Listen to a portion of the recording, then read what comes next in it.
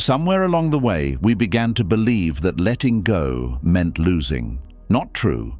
The stories that have lived for centuries in Buddhist tradition are about people learning that not everything we love is meant to remain. A home changes, a friend leaves, a dream ends, a season closes before we are ready, and still life continues. Buddhism calls this impermanence, the truth that everything we hold will one day change. The 30 stories ahead are about people standing inside that truth, people afraid to release the past, people waiting for what will not return, people slowly discovering that empty hands are not always a punishment. These are not stories about forgetting. They are stories about finding peace when something was never meant to stay. We begin with a monk who believed that a broken thing could still protect him from loss. Wherever you are right now, this is for you. The bowl in this story was already cracked. The monk knew it. He carried it anyway. It had been given to him many years earlier by the teacher who first welcomed him into the monastery. Before the robe, before the shaved head, before the long mornings of silence and the evenings spent listening to the wind move through bamboo. The bowl had been there at the beginning. We understand this. Some objects become more than objects because they were present when our life changed. A letter, a photograph, a chair no one sits in anymore, a piece of clothing that still carries the shape of someone we loved. We know the thing is ordinary, but the heart does not hold it in an ordinary way. The monk used the bowl every morning.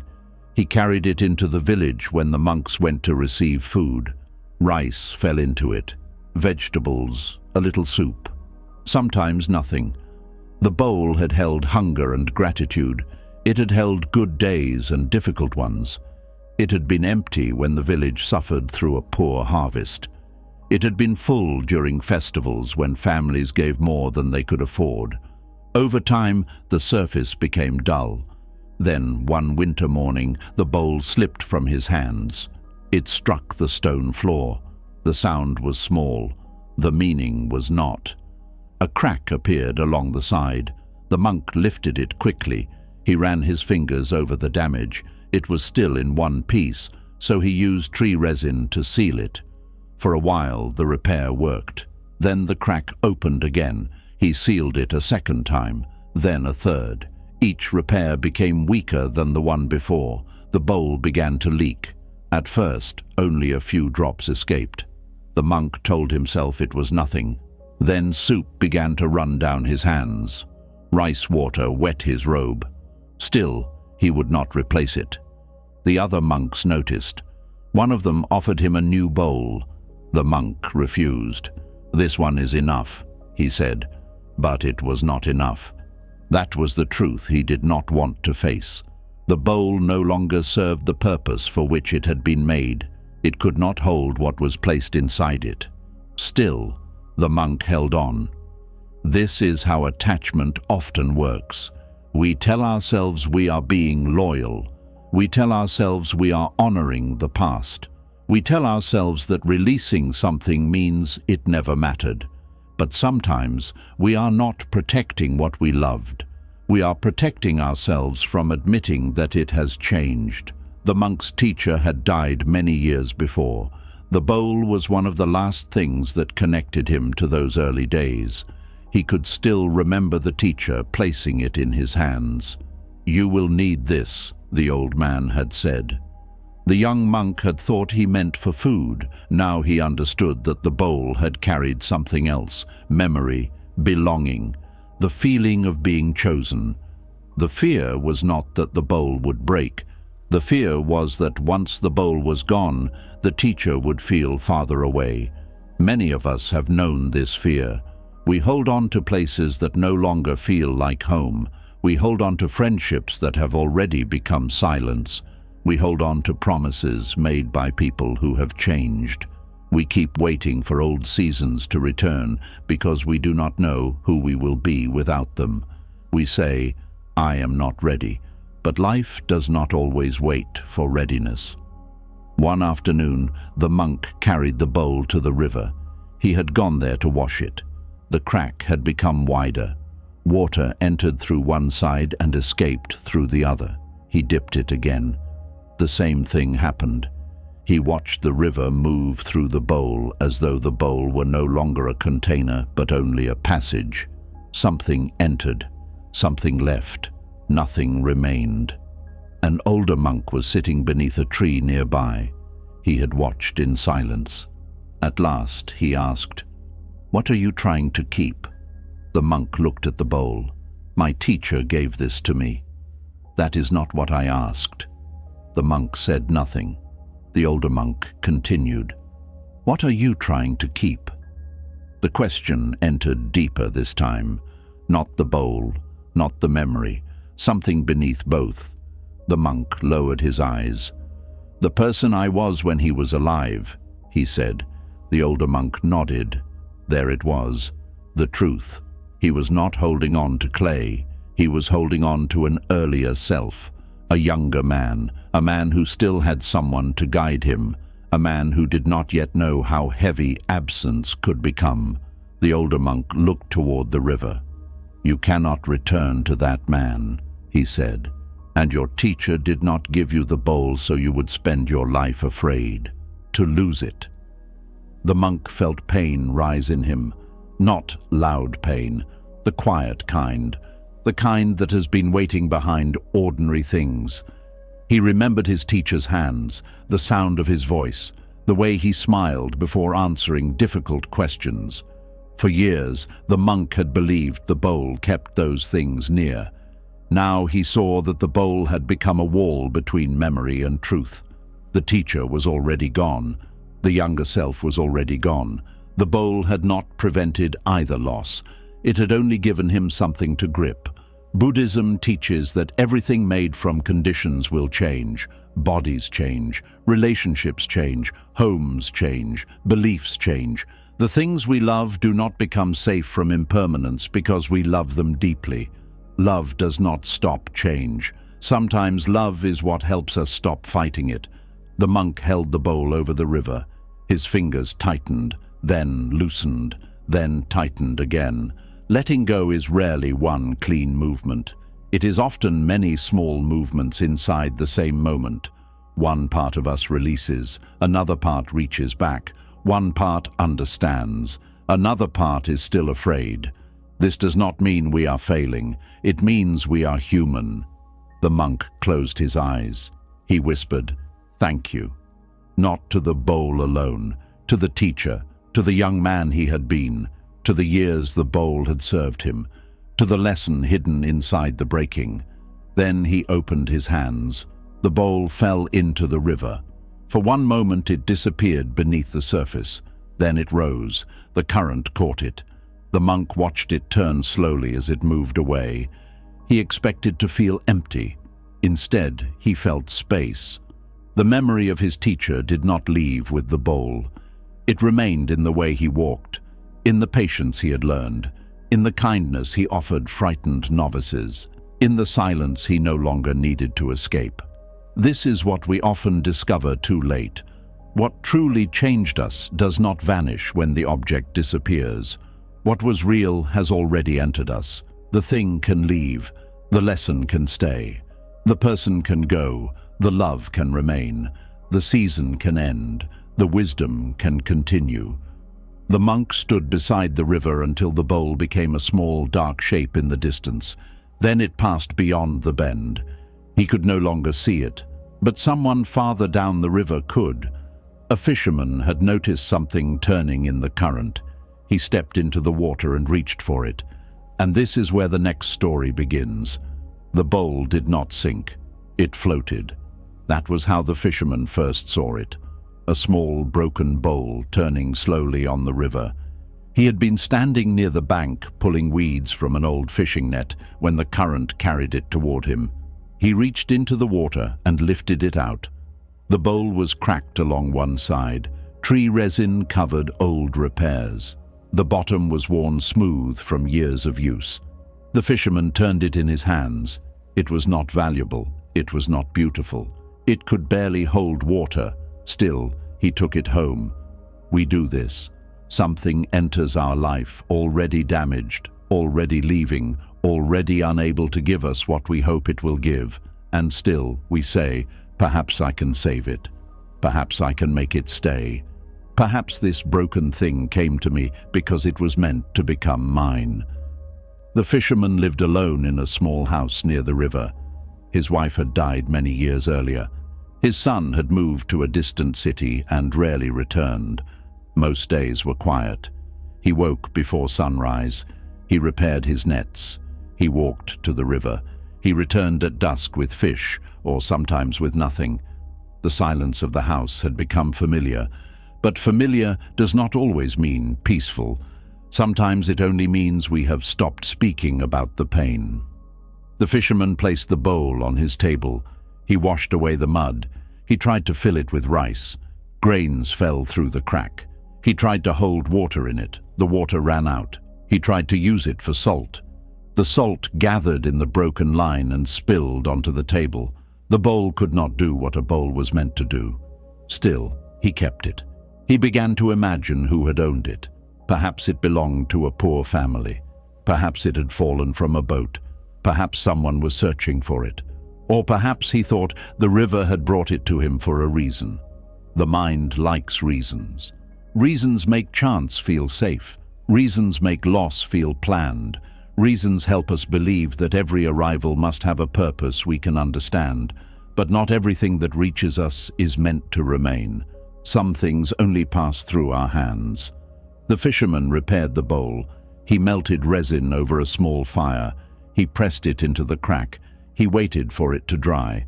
The next morning he filled the bowl with water. For a few moments it held. Then a thin line of water appeared. A drop fell. Then another. The fisherman pressed his thumb against the crack. The leaking stopped. He smiled, but he could not stand there forever with his thumb against the bowl. The moment he removed his hand, the water escaped again. This is how some people live, holding one finger against the place where everything is leaving, using all their strength to keep together what has already begun to open. They call it patience. They call it hope. They call it love. But sometimes it is fear. Fear of admitting that effort cannot repair everything. Fear of accepting that care does not always create permanence. Fear of being left with empty hands. The fisherman placed the bowl beside his bed. At night, he looked at it before sleeping. It reminded him of his wife. Not because she had owned a bowl like it. She had not. It reminded him of her because it was broken and still present. He had spent years thinking that if he remembered enough, she would somehow remain near him. He kept her shawl folded in a wooden box. He kept her sandals beside the door. He kept a cup she had used on the final morning of her life. Nothing had been moved. The house had become a place where the past was not allowed to finish. The broken bowl fit there. It belonged among all the things he could not release. One evening, heavy rain began to fall. The river rose through the night. Wind shook the roof. Water pushed against the riverbank and carried branches, leaves, and pieces of wood downstream. The fisherman woke before dawn. He found water entering beneath the door. He quickly gathered what he could: a blanket, food, his fishing knife, the box containing his wife's shawl. Then he saw the bowl. It was still beside the bed. He reached for it. The water rose around his ankles. He held the box under one arm and the bowl in the other hand. Outside, the rain was cold. The path toward higher ground was already disappearing beneath the flood. The fisherman moved slowly. The box was heavy. The bowl made it harder to balance. He slipped once, then again. A neighbor shouted from the hill, "Leave what you cannot carry." The fisherman looked at the bowl. It weighed almost nothing, but that was not the problem. The problem was that his hands were full. The bowl took one hand. The box took the other. He had no hand left to steady himself. This is what attachment does. The thing may not seem heavy. A memory may weigh nothing. A promise may weigh nothing. An old hope may weigh nothing, but it occupies the hand. And when life changes quickly, we discover that the hand we filled with the past is no longer free to protect the life we still have. The fisherman took another step. His foot slipped on the mud. The box almost fell. He held it tighter. The bowl dropped from his other hand. It landed in the floodwater. For one moment he tried to catch it. Then the river pulled it away. He stood there watching. The same bowl had already been released once. Now it was being released again. Some things must leave us more than once. First in body, then in memory. First from the room, then from the heart. First because life takes them, then because we finally stop chasing them. The fisherman wanted to follow the bowl, but the water was rising. His neighbor shouted again, "Come now!" The fisherman turned toward the hill. He climbed with both hands around the wooden box. When he reached higher ground, he sat beneath a tree. The rain continued. The bowl was gone. He expected sorrow. Instead, he felt tired, deeply tired. Tired of repairing what could not hold. Tired of watching every small object become a doorway into grief. Tired of believing that letting go meant betrayal. He opened the wooden box. Inside was his wife's shawl. He pressed it to his face. The cloth no longer carried her scent. That had disappeared years ago. What remained was only cloth and memory. He understood something then. He had been asking objects to do what objects could not do. He had asked them to keep a person alive. He had asked them to stop time. He had asked them to protect him from the truth that love can remain even when the form of love is gone. The rain softened. The fisherman folded the shawl again. He did not throw it away. Letting go does not always mean destroying. Sometimes it means seeing clearly. The shawl was not his wife. The bowl was not fate. The house was not the past. A thing could be loved without being asked to stay forever. Below the hill, the river continued moving. The bowl turned in the brown water. It passed between branches. It struck a stone. For a moment, it disappeared beneath the surface. Then it rose again. Farther downstream, another fisherman saw it. He was younger, impatient, hungry for a good catch. He watched the broken bowl floating toward his net, and when it became caught in. The rope, he believed the river had brought him a sign. That belief would lead him to chase what was never his, and this is where the next story begins. The younger fisherman saw the broken bowl caught in his net. He pulled it free. Then he looked toward the river and noticed something moving beneath the surface. A large silver fish, the biggest he had seen in months. He forgot the bowl at once. He threw the net back into the water. This story begins with a man who believed that seeing something meant he was meant to have it. We know this feeling. A chance appears. A person enters our life. A door opens for a moment. And before we understand what it is, the mind says, "This must be mine." The fisherman had not caught much that season. The river had been low. The fish had moved into deeper water. Each evening he returned home with less than he needed. His mother was old. His younger sister depended on him. There were debts waiting. There was rice to buy. There was always another reason why the next catch had to be the one that changed everything. So when he saw the silver fish, he did not see only a fish. He saw relief. He saw money. He saw praise from the other fishermen. He saw himself walking through the market while people turned to look. He saw a future made from something he had not yet caught. This is how desire grows. It does not stay with what is in front of us. It builds a whole life around it. The fisherman moved farther into the river. The water reached his knees, then his waist. He threw the net. The fish turned. The net fell behind it. He pulled it back quickly and threw again. Nothing. The fish appeared near a rock. He rushed toward it. The riverbed was uneven. His foot struck a stone. Pain moved through his ankle. Still, he continued. The fish came close enough for him to see its scales shining beneath the water. For one moment, he believed it was tired. He threw the net with all his strength. The fish escaped again. The fisherman became angry. Not with the river, not with the fish, with the fact that something he wanted was still free. This is a difficult truth. Sometimes we do not suffer because something is gone. We suffer because it will not obey our wish. The fisherman followed the fish downstream. The broken bowl floated beside him for a while. He did not notice.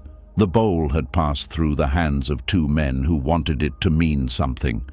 Now it moved without asking to belong to anyone. The fish swam toward a narrow channel between stones. The fisherman knew that place. The current was strong there. Several people had been warned not to enter after heavy rain, but wanting can make warnings sound small. He stepped forward. The river pulled at his legs. He leaned against it. The fish appeared again.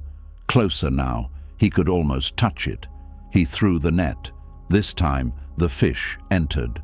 The fisherman felt the rope tighten. His heart jumped. He had it. At least, he believed he did. He pulled. The net moved heavily through the water. The fish fought inside it. The fisherman laughed. He shouted toward the empty bank as though someone were there to witness his victory. Then the current struck the net from the side. The rope wrapped around his wrist. The fish pulled one way. The river pulled another. The fisherman tried to free his hand. The knot tightened. His body was dragged forward.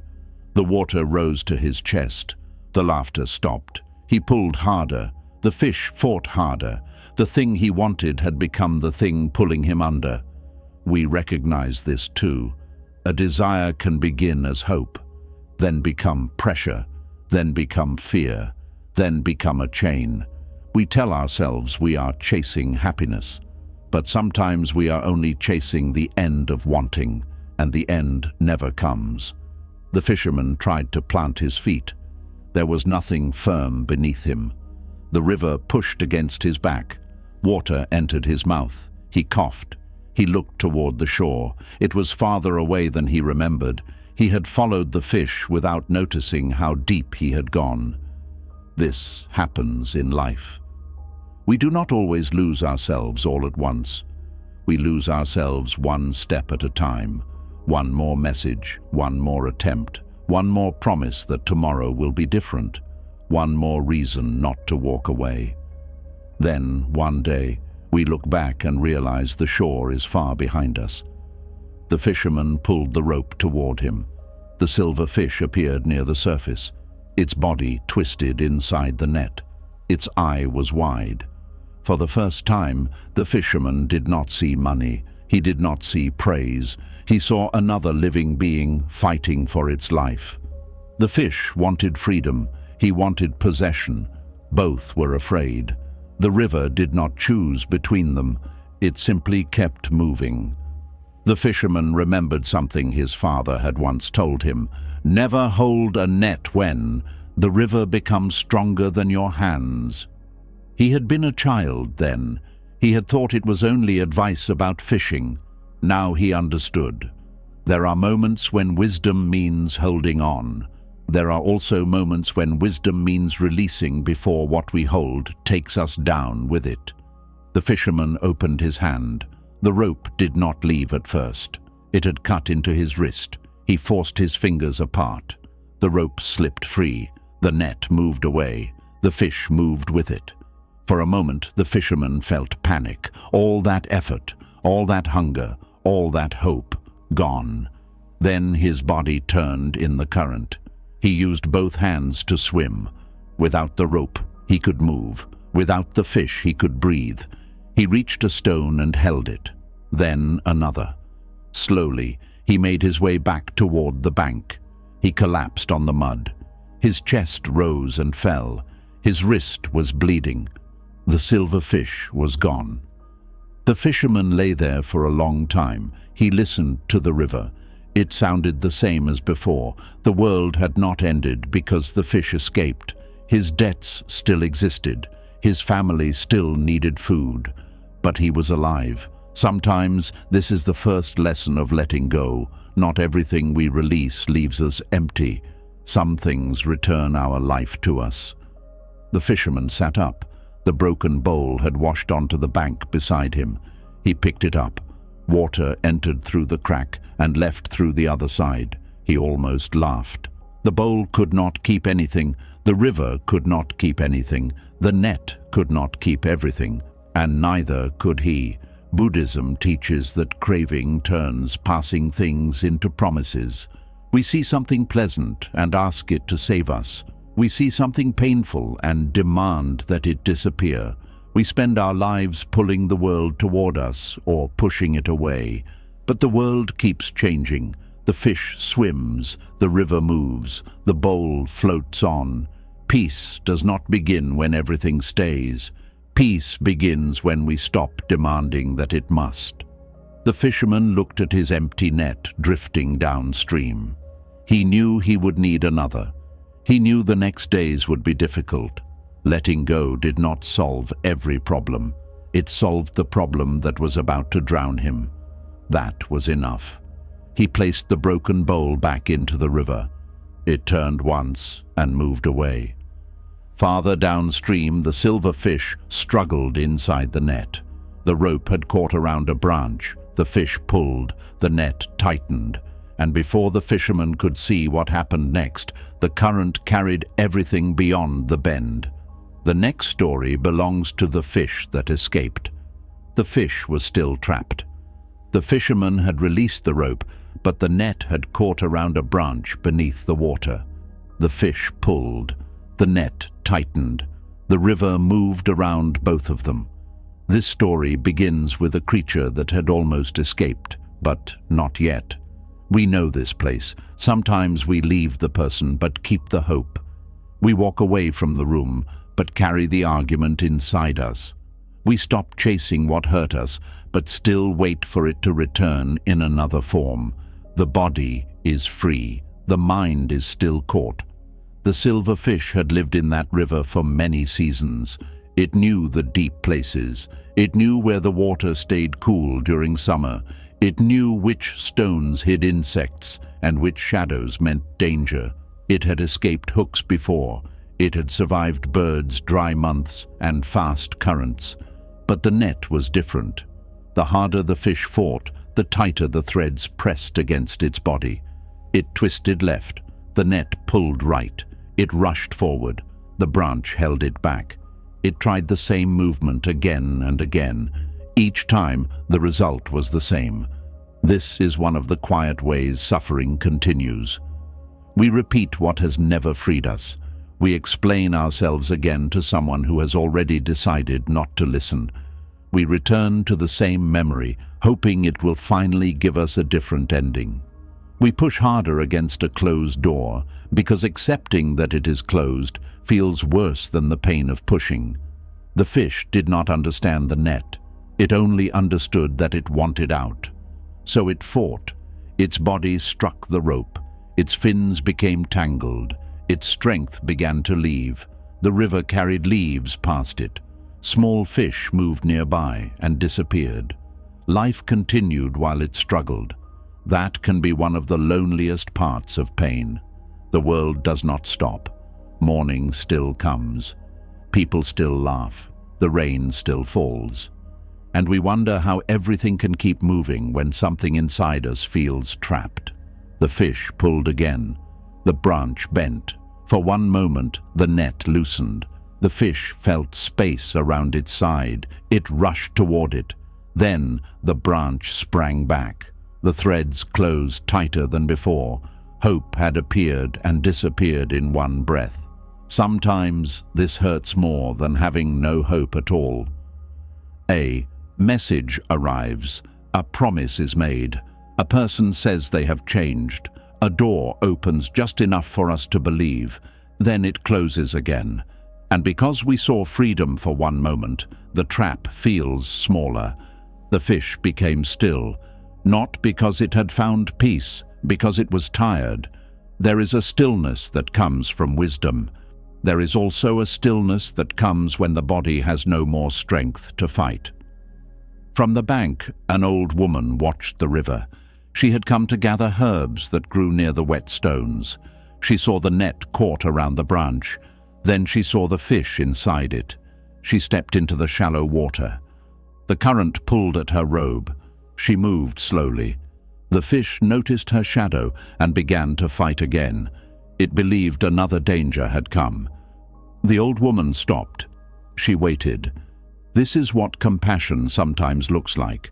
Not rushing toward someone because we want to help. Not forcing our hands into their pain. Waiting until our presence no longer feels like another threat. The fish became still again. The woman reached the branch. She saw how the rope was wrapped. She could have cut the net at once, but the fish was tangled in several places. A careless movement could injure it, so she began with one thread, then another. The work was slow. The river pushed against her legs. The fish trembled beneath her hands. She spoke softly, though she knew the fish could not understand her words. Do not fight the hands that are trying to free you. Many of us need to hear this. After enough hurt, kindness can feel dangerous. We pull away from people who offer peace because we have learned to expect pain. We defend ourselves before anyone attacks. We mistake help for control because control once arrived wearing the face of care. The old woman loosened the net around the fish's fin, then around its body. Only one loop remained near the tail. The fish felt the space open. It moved suddenly. The final thread tightened.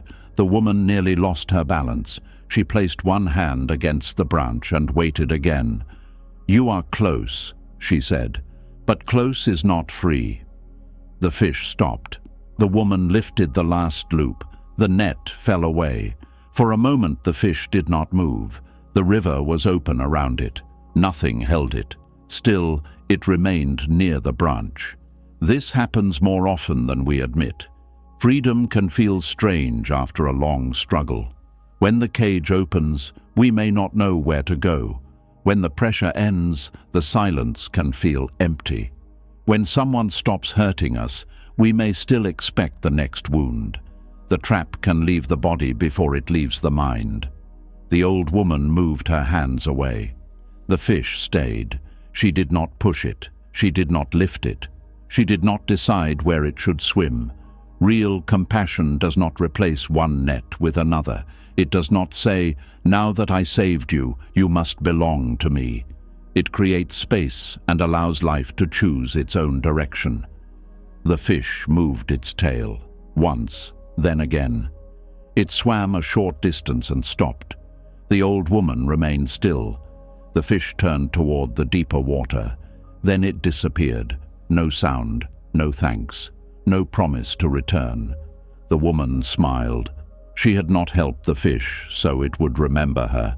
She had helped because suffering was in front of her, and she could reduce it. That was enough. The early Buddhist teachings speak of compassion without ownership, to love without demanding, to help without holding, to release without asking what will come back. This is difficult because the human heart often wants proof that its kindness mattered. We want gratitude, we want loyalty, we want to be remembered. But the purest form of care may leave no evidence behind except that something suffered less because we were there. The old woman lifted the damaged net from the branch. It was empty now. She carried it to the bank and laid it on the ground. The net had almost taken the fish. The fisherman had almost been taken by the net. Everything had been caught by something. The fish by the rope, the man by desire, the old branch by the current. This is the chain of attachment. One thing holds another. Then both begin to suffer. The fish swam into deeper water. Its body ached. Marks from the rope remained along its scales. Freedom did not remove what had happened. It only allowed healing to begin. This is important. Letting go does not make the past disappear. The wound may remain. The memory may return. We may still feel fear when something touches the place where the net once held us, but the wound is no longer being tightened, and sometimes that is the beginning of peace. The fish reached a quiet part of the river. It rested beneath a large stone. Above the water, the old woman gathered her herbs. Beside her lay the empty net. By evening, another man would find it. He would lift it and wonder why a fishing net had been left without a catch. He had spent his whole life believing an empty net meant failure. The river was about to teach him something else. And this is where the next story begins. By evening, another man found the empty net beside the river. He lifted it. There was no fish inside, only torn rope, river grass, and one small silver scale. This story begins with a man who believed empty meant useless. We know this belief. An empty hand feels like failure. An empty room feels like rejection. An empty plan feels like a life going nowhere. We are taught to measure our worth by what we can show, what we caught, what we kept, what we achieved, what stayed. The man who found the net was named Saman. He sold fish in the village market. Unlike the younger fishermen, he did not fish because he loved the river. He fished because he feared not having enough. That fear had followed him since childhood. His father had lost their home during a year of drought. His mother had divided one bowl of rice between 4 children. Saman remembered the sound of an empty storage jar. He remembered adults speaking softly at night because they did not want the children to hear how worried they were. He remembered hunger. Years later, even when he had food, his body still expected it to disappear. This is how the past remains. The danger ends. The fear continues. The cupboard becomes full. The mind still hears the empty jar. Saman owned 3 nets. He kept hooks in a wooden box. He stored dried fish beneath his roof. He counted his coins every night. Still, he never felt safe. Enough was always one catch away, one sail away, one better season away. When he found the abandoned net, he saw opportunity. The rope was damaged, but much of it could be repaired. He carried it home. That night, he sat beneath an oil lamp and worked on every torn place. He replaced weak knots. He cut away river grass. He strengthened the edges. Near the center, he found the silver scale. He held it up to the light. It shone for a moment. A large fish escaped this net, he thought. His mind began to build a story. If the fish was still in that part of the river, he could catch it. If he caught it, he could sell it for a high price. If he sold it, he could buy more nets. If he bought more nets, he would never fear hunger again. The fish had escaped hours earlier, but in Saman's mind, it had already become money, safety, and peace. Desire often begins this way, not with what is real, with what we imagine will happen after we get it. The next morning, Saman went to the river before sunrise. He chose the place where he had found the net. He threw it into the water. He waited. When he pulled it back, it was empty. He threw it again. Empty. Again. Nothing. The sun rose. Other fishermen came and went. Some caught small fish. Some caught none. Saman stayed. By noon, his shoulders hurt. His hands were red from the rope. Still, he continued. He was no longer fishing for food. He was fishing against fear. This is why some efforts become endless. We are not trying to solve the problem in front of us. We are trying to defeat an old pain. We work until the body breaks. We hold relationships long after love has gone. We collect more than we need. We chase one success after another, not because the next thing is truly necessary, because we hope it will finally silence something inside us. Saman threw the net again. The current carried it toward a group of stones. When he pulled, the net became stuck. He pulled harder. The rope tightened. He wrapped it around his arm and leaned back. Nothing moved. Anger rose in him. He cursed the stones. He cursed the river. He cursed the empty net. A monk was walking along the bank, carrying a small bag of herbs. He stopped when he saw Saman struggling. "The net is caught," the monk said. "I know," Saman answered. "Then why are you pulling harder?" "Because I need it back." The monk looked at the river. "Do you need the net, or do you need what you think the net will give you?" Saman did not answer. He pulled again. The rope cut into his skin. The monk sat on a stone. He did not offer to help. He did not give advice. He simply watched. This irritated Saman even more. "Why are you sitting there?" "You seem determined to learn from the river," the monk said. Saman stopped pulling. "I am trying to catch fish." "No," said the monk. "You are trying to catch enough." The words entered quietly. Saman looked at the empty net stretched between his hands and the stones. "What is wrong with wanting enough?" "Nothing," the monk said. "The trouble begins when enough has no shape." Saman looked confused. The monk continued. "If one meal is enough, you know when you have it. If 5 coins are enough, you know when to stop counting. But if enough means never feeling afraid again, no amount will satisfy you." The river moved around the net. Saman felt something inside him become tired. Not the tiredness in his arms. Something older. He had spent his whole life preparing for a hunger that had already passed. He had filled jars, stored fish, saved coins. Yet the child inside him still sat beside an empty bowl. No catch had reached that child. No amount had told him the danger was over. Saman loosened the rope from his arm. "What should I do?" he asked. The monk pointed toward the net. "First, stop pulling." Saman let the rope go slack. The current shifted. The net moved slightly. The monk stood and entered the shallow water. Together, they walked closer to the stones. Saman reached beneath the surface and lifted the rope away from a sharp edge. The net came free easily. He had spent so much strength pulling from a distance that he had not gone near enough to see what held it. We do this with suffering. We fight it from far away. We distract ourselves. We blame others. We build plans around it. But sometimes we must move closer and look directly. What is caught? What are we afraid will happen? What are we still trying to prevent? Saman carried the net back to the bank. It was empty. For the first time, he did not hate it. He looked through the open spaces between the ropes. The net could not hold the river. It could not hold every fish. It could not promise tomorrow. It could only be used when needed, then released. The monk asked, "How many fish does your family need today?" "3, Saman said. "And how many do you already have at home?" Saman became quiet. 4. The monk smiled.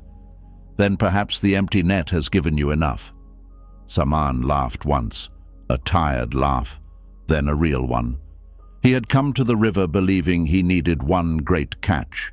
Instead, he discovered he did not need to catch anything that day. This is not a lesson against work. It is not a lesson against preparing. It is a lesson about knowing when the need has ended and fear has taken its place. Buddhist teaching calls this craving. The mind says more will make us safe, more praise, more money, more certainty, more proof that we matter. But peace does not always come from adding. Sometimes it arrives when we finally notice that this moment is already enough. Saman folded the net. He carried it home without using it again. That evening, he cooked 2 fish and saved the others. He ate slowly. He did not count his coins. For the first time in many years, the sound of an empty net did not remind him of hunger. It reminded him that not every empty thing needed to be filled. The next morning, he took a basket of fish to the market. At the edge of the road, a woman sat beside an empty basket of her own. She stared at it with shame. Saman knew that look. He placed 1 fish inside without asking for payment. The woman looked up. And this is where the next story begins. Saman placed one fish inside the woman's empty basket. She looked up. She wanted to thank him, but shame arrived before the words. This story begins with a woman who feared being seen with nothing. We know this fear. An empty basket can feel like an empty life. No money, no praise, no work, no person beside us, nothing to show when others look. The woman's name was Mira. Every morning she came to the market before sunrise. She sold vegetables, herbs, and small bags of rice. Her basket had once been full. People knew her by the sound of her voice. She called out prices. She laughed with customers. She remembered which old man wanted soft pumpkin and which mother needed the cheapest beans. She had worked in that market for many years. The basket was more than a basket. It was proof that she could survive. Then the rains failed. The farms near her village produced less. Vegetables became expensive. Customers bought only what they needed. Some days Mira sold almost nothing. Other days she had nothing to bring. Still, she came to the market. She carried the empty basket on her head and placed it in front of her stall. Then she covered it with cloth. She did not want anyone to see. We do this too. We hide the empty places. We say we are busy when we are lonely. We say we are fine when something has fallen apart.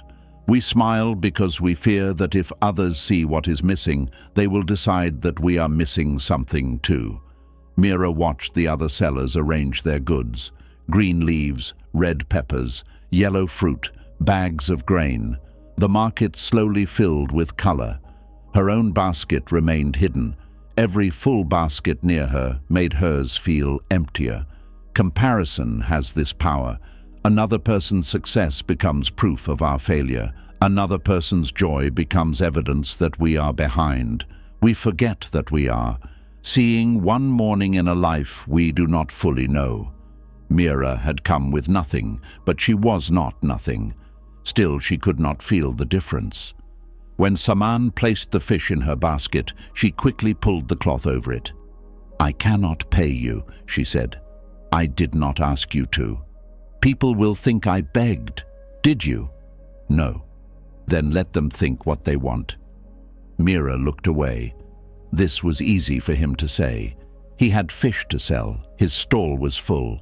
People respected him. He did not understand what it felt like to sit behind an empty basket while others passed. But Saman understood more than she knew. He remembered his own fear. The empty jar from childhood, the empty net at the river. He sat beside her. "When I see an empty basket," he said, "I do not see failure." "What do you see?" "Room." Mira almost laughed. "Room does not feed anyone." "No," Saman said, "but fear does not fill it either." The words stayed with her. Customers began moving through the market. Mira kept her eyes low. A woman stopped at her stall. "What are you selling today?" Mira felt heat rise in her face. She wanted to lie. She wanted to say the vegetables had not arrived. She wanted to blame the road, the rain, the farmers. Anything was easier than saying the truth. "Nothing," she said. The word felt heavy.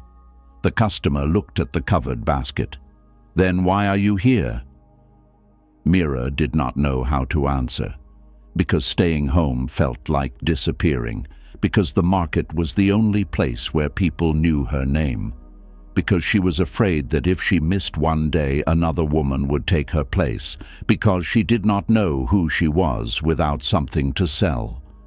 Before she could speak, the customer smiled. "I came to see you, not only your vegetables." She sat beside Mira for a few moments. They spoke about the poor harvest. They spoke about a sick child in the next village. They spoke about the price of rice. Then the customer left. She bought nothing. Still, Mira felt less empty. This is something the world often forgets. Not every meeting must produce something. Not every day must prove its value. Not every conversation must lead somewhere. Sometimes presence is enough. Later, an old farmer came through the market carrying a sack of sweet potatoes. The sack had torn. Several fell onto the road. Mira stood quickly and helped him gather them. The farmer thanked her. He placed 3 sweet potatoes in her basket. "You have no need to give me these," she said. "I know." By midday, someone gave her a handful of herbs. Another seller shared 2 onions. A child placed a small flower beside the fish. The basket was no longer empty, but something else had changed first. Mira had stopped hiding it. That was the real beginning. When the cloth was removed, people could see the space. Some ignored it. Some judged her. Some offered help. But the basket no longer carried the weight of a secret.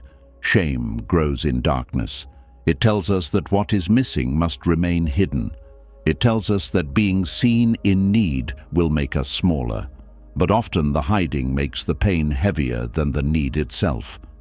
Near the end of the day, Mira looked around the market. Some baskets were still full because the sellers had made few sales. Some were empty because everything had been sold. The same appearance could carry opposite stories. An empty basket could mean failure. It could also mean completion. It could mean loss. It could mean generosity. It could mean that something had ended. It could mean there was room for something new. The basket itself did not decide. The mind did. Buddhist teaching asks us to look carefully at the stories we place around things. Empty, full, success, failure, mine, yours. These words feel solid, but they often change with the moment. What we call loss today may become freedom later. What we call shame may become the place where compassion enters. What we call nothing may be the space where life begins again. Mira took the fish home. She cooked it with the sweet potatoes and onions. There was enough for herself and her daughter. Before eating, she looked at the basket beside the door. It was empty again. But this time it did not accuse her. It had carried food. It had carried kindness. It had carried a flower from a child. Now it was resting. The next morning, Mira returned to the market. She had only a small bundle of herbs to sell. She did not cover the rest of the basket. A stranger stopped near her stall. He carried a heavy sack over one shoulder. His face showed the tiredness of someone who had traveled far. He asked if he could leave the sack beside her basket for a moment. Mira agreed. The stranger walked away. Minutes passed, then an hour. He did not return. Mira looked at the sack. It was not hers, but soon everyone in the market began asking what she planned to do with it, and this is where the next story begins. The stranger did not return. His heavy sack remained beside Mira's basket. At first, she only watched it. Then people began to ask questions. What is inside? Why did he leave it with you? When is he coming back? Mira had no answers. This story begins with a woman who agreed to hold something for a moment and slowly began to carry it as if it were hers. We know this. Someone gives us their anger, their fear, their unfinished pain, their disappointment. At first we think we are only helping. Then their burden enters our thoughts. It follows us home. It wakes with us in the morning. And one day we realize we are carrying a weight that never belonged to us. The sack was large. It was tied with rough rope. Mira could not see what was inside. She touched it once. Something hard pressed against the cloth. A market seller nearby laughed. Perhaps it is treasure. Another said, perhaps it is stolen. A third woman lowered her voice. Perhaps he left it because guards were following him. Every person gave the sack a different story. Soon, Mira was no longer looking at a simple bag. She was looking at danger, responsibility, mystery, and fear. This is what the mind does with what it does not understand. It fills the empty space, not always with truth, usually with worry. Mira waited until midday. The stranger did not return. She tried to sell her herbs, but her attention stayed on the sack. Every time someone walked near it, she pulled it closer. When a child touched the rope, she quickly moved his hand away. By afternoon, she had stopped thinking about her own basket. The stranger's burden had become the center of her day. Saman passed through the market and noticed her sitting beside it. "What are you selling now?" he asked. "Nothing from that sack," she said quickly. "It is not mine." "Then why are you guarding it?" "A man asked me to keep it for a moment." "How long is a moment?" Mira looked toward the road. "I do not know." Saman sat beside her. "Did he tell you his name?" "No." "Where he was going?" "No." "When he would return?" "No." "Then what did he give you?" Mira looked at the sack. "A burden." Saman nodded. "And what did you give him?" "My trust." "Did he ask for trust, or only a place to put the sack?" The question confused her. She had thought the two were the same, but perhaps they were not. Sometimes people place their problems near us without asking whether we can carry them. They speak and leave. They make promises and disappear. They ask for patience but give no truth. They ask for understanding but offer no care. We then call our suffering loyalty. We call our exhaustion kindness. We call our fear responsibility. But compassion without wisdom can become another form of attachment. Mira tried to lift the sack. It was heavier than she expected. Inside, something shifted. She almost dropped it. "Why are you moving it?" Saman asked. "I cannot leave it here overnight." "Why not?" "Someone may take it." "It is not yours." "That does not mean I should let it be stolen." Saman looked at her gently. "No. But it also does not mean you must protect it with your whole life." Mira became angry. He did not understand. If the stranger returned and found the sack gone, what would he think of her? What would the market people say? Would they call her careless, dishonest, unworthy of trust? This is another burden we carry, the fear of being misunderstood. We shape our lives around the judgment of people who do not know the full story. We hold what hurts us because we do not want others to say we gave up. We stay where we are tired because we do not want to seem selfish. We carry what is not ours because we want to be seen as good. But goodness that destroys us is not always wisdom. Mira decided to take the sack home. She placed it inside her basket and lifted both together. The weight pressed against her head. Her neck bent. Her steps became slow. The road home was not long, but that evening it felt endless. People passed her. Some offered advice. No one offered to carry the sack. This too is familiar. People often praise the person who carries too much. They call her strong, patient, selfless, dependable.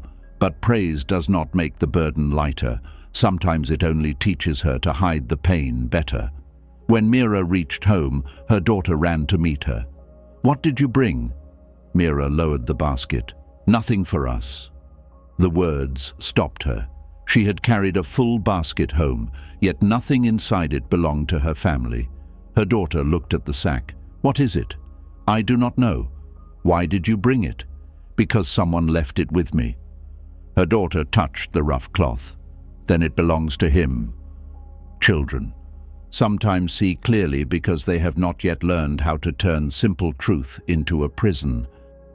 That night, Mira placed the sack near the door. She could not sleep. Every sound outside made her sit up. What if someone came to steal it? What if the stranger returned angry? What if something dangerous was inside? The sack remained still, but Mira's mind carried it from one fear to another. By morning, she was exhausted. She opened the door and found an old nun standing on the road. The nun often walked through the village asking for food. Mira gave her water. The nun noticed the sack. "You look tired," she said. "I am protecting something." "Does it need protection?" "I do not know." "Is it yours?" "No." "Then why is your body suffering for it?" Mira lowered her eyes. "Because I agreed to keep it." "For a moment." "Yes." "The moment has passed." Mira looked at the sack. "What should I do?" The nun sat beside it. "First, open it." Mira hesitated. "It is not mine." Then perhaps you should know what you are carrying before you decide to carry it farther. Together, they untied the rope. Inside were stones, nothing else. No gold, no food, no stolen goods, only stones. Mira stared at them. Each one was smooth from the river. The sack was heavy because it was full of things anyone could have left behind. She began to laugh. Then she began to cry. She had lost sleep over stones. She had carried them through the village. She had feared thieves, guards, and judgment. The stones had done nothing. The suffering came from the meaning she had placed around them. The nun picked up one stone. "This is how many burdens feel," she said. "Heavy because we keep carrying them. Important because they are heavy. But when we look closely, some are only stones someone else did not want to carry." Mira thought of the stranger. Perhaps he had been tired. Perhaps he had planned to return. Perhaps he had forgotten. Perhaps he had never intended to come back. She would never know. Not every story gives us an answer. Sometimes peace begins when we stop waiting for one. Mira carried the stones back to the river. One by one, she placed them near the bank. She did not throw them in anger. The stones were innocent. The burden had come from carrying them beyond the moment she had agreed to. Buddhist teaching speaks of compassion joined with clear seeing. We can help, we can listen, we can hold something for a while, but we must also know where another person's suffering ends and ours begins. We are not cruel for setting down what was never ours. We are not disloyal for refusing to become a home for someone else's chaos. We are not selfish for protecting the space where our own life must breathe. Mira washed the empty sack. She folded it. Then she placed it beside the road in case the stranger returned. She did not guard it. She did not wait. She went back to the market carrying only her own basket. That afternoon, a traveler stopped at her stall. He asked about the man who had left the sack. Mira said she did not know where he had gone. The traveler looked down the road. "He leaves things everywhere," he said. Then he walks away before anyone can ask why. Mira felt anger rise, then pass. The man's leaving was his pattern. Carrying what he left behind had been hers.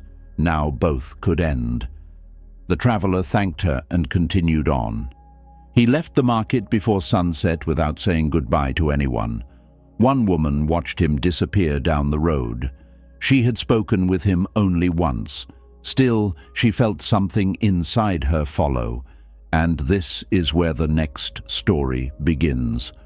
The traveler left before sunset. He did not turn back. He did not wave. He did not say goodbye. One woman watched him disappear down the road and felt something inside her leave with him. This story begins with a person who thought every ending should explain itself. We know this hope. Someone enters our life. They sit beside us. They listen. They make the day feel lighter. Then they leave without giving us the words we believe we need. Why? Was it something I said? Did any of it matter? Will they return? The woman's name was Annika. She sold cloth near the edge of the market. The traveler had stopped at her stall that morning. He had not bought anything. He only asked for water. Annika gave him a cup. He drank slowly. Then he sat beneath the shade beside her stall. At first, they spoke about ordinary things: the heat, the poor road, the coming rain, the price of grain. Then the traveler asked her how long she had worked in the market. 11 years, she said. Do you like it? No one had asked her that before. People asked how much the cloth cost, whether the color would fade, whether she could lower the price. They did not ask if she liked the life she was living. Annika looked at the folded cloth around her. I do not know, she said. The traveler smiled. Then perhaps that is the answer. She should have forgotten the conversation. It lasted less than an hour. But something about the stranger made her speak more honestly than she had in years. She told him that her husband had died young. She told him that the market had once been a temporary way to survive. She told him she had planned to leave the village. Then 1 year became another. Her stall became familiar. Familiar became permanent. The traveler listened. He did not interrupt. He did not offer quick wisdom. He only asked, "What are you still waiting for?" Annika had no answer. Then a customer arrived. She turned away for a few minutes. When she looked back, the traveler was gone. His cup remained beside the tree. That was all. No goodbye, no promise, no explanation. At first, Annika thought he would return. She kept the cup near her stall. Each time footsteps approached, she looked up. Each time a traveler entered the market, her heart moved before her mind could stop it. By evening, she understood. He had left. The conversation had ended without her permission. This is one of the hardest forms of letting go. Not death, not open conflict, not a clear final word. Only absence, a silence where an answer should be. The mind does not like unfinished things. It returns to them. It changes the memory. It searches every sentence. Perhaps he was offended. Perhaps he became ill. Perhaps he wanted her to follow. Perhaps he planned to return. Every possibility kept the door open, and every open door kept her waiting. That night, Annika took the cup home. She placed it beside her bed. She told herself she was only keeping it safe, but the cup had already become more than a cup. It was proof that the traveler had been real. It was a reason to believe the story was not over. The next morning, she asked other sellers if they had seen him. Mira had noticed him leave. "He walked toward the eastern road," she said. "Did he say where he was going?" "No." "Did he speak about me?" Mira shook her head. Annika felt pain. Small, sharp, unreasonable, she thought. She had known him for less than one morning, but time does not always decide the size of an attachment. Sometimes a person touches a place in us that has been waiting for years. The bond feels old because the need is old. The traveler had not created Annika's loneliness. He had only made her notice it. For 3 days, she watched the eastern road. On the 4th, an old monk stopped to buy cloth for repairing his robe. Annika showed him several pieces. He noticed the cup beside her. "You keep looking at the road," he said. "I am waiting for someone." "Did he say he would return?" "No." "Then are you waiting for him, or for the ending you wanted?" Annika became quiet. The monk chose a simple brown cloth. She wrapped it. He placed payment on the table. Then he said, "Some people leave without goodbye because they are careless, some because they are afraid, some because they do not know that they mattered, some because they were only passing through. How do I know which one?" "You may never know." The answer felt cruel. Annika wanted teaching that would close the wound. Instead, he gave her the truth. Not every absence explains itself. Not every person returns to complete the lesson. Sometimes we must finish the goodbye alone. "But how?" she asked. The monk looked at the cup. "Stop asking the cup to become a door." Annika followed his eyes. The cup sat where she had placed it each day. Simple clay, nothing more. Yet she had turned it into a promise. We do this. We keep messages, photographs, gifts, old numbers in our phones, not because the objects are wrong, because we quietly ask them to keep possibility alive. Maybe they will return. Maybe they will finally explain. Maybe the ending will change. Hope can be gentle. Hope can also become a room we refuse to leave. The monk said, "You can be grateful for what happened without pretending it is still happening." The words reached her. The traveler had listened. That mattered. He had asked a question no one else had asked. That mattered too. But the meaning of the meeting did not depend on his return. A moment could be complete, even if it was brief. A person could awaken something and still not be meant to stay. Buddhist teaching speaks of causes and conditions. People meet because many conditions come together. A road, a market, a thirst, an open seat beneath a tree.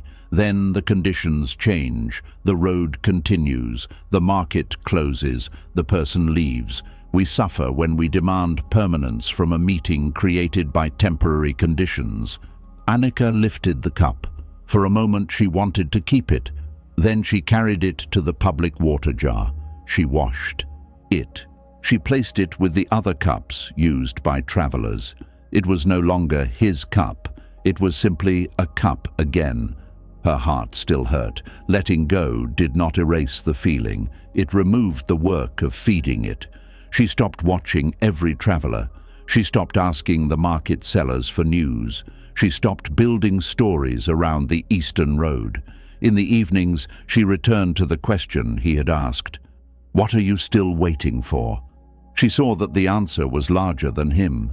She had been waiting for permission to change her life, waiting for grief to finish, waiting to feel certain, waiting for someone to arrive and tell her where to go.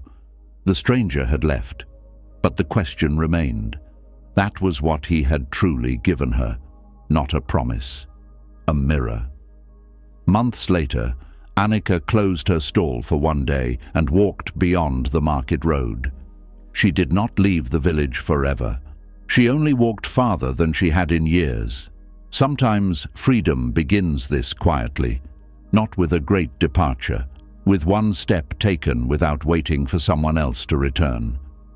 Behind her, rain began to fall. The eastern road softened beneath the water. The travelers' footprints had been gone for months. Still, Annika looked back once.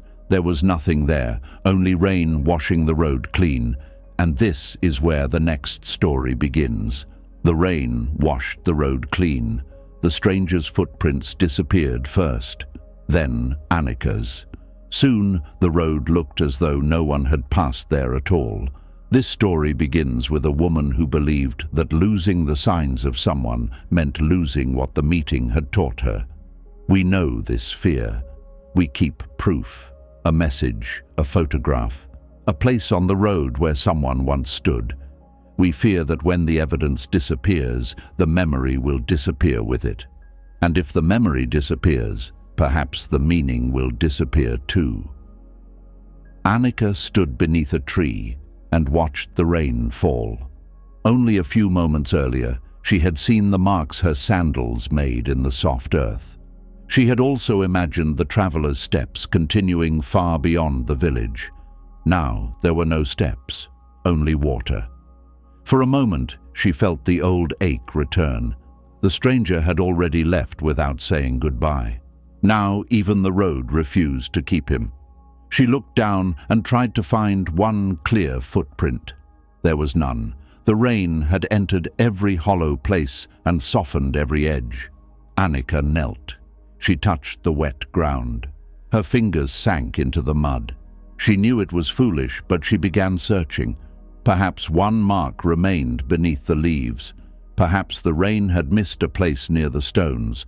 Perhaps she could still find something that showed where he had gone. This is what the mind does after loss. It searches for tracks. We replay the final conversation.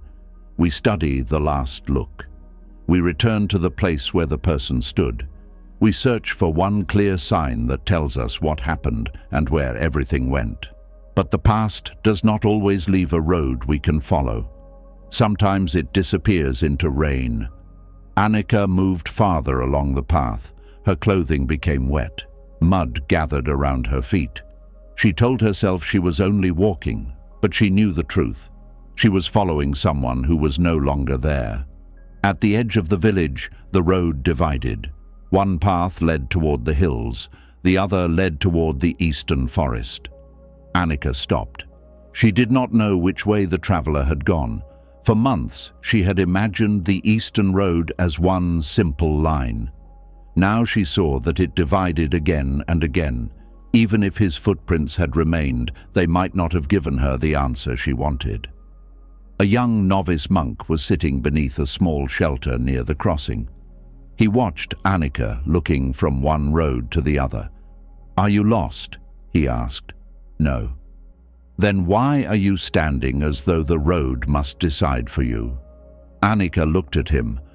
"I was following someone's footprints." The novice looked at the rain. "There are no footprints." "There were."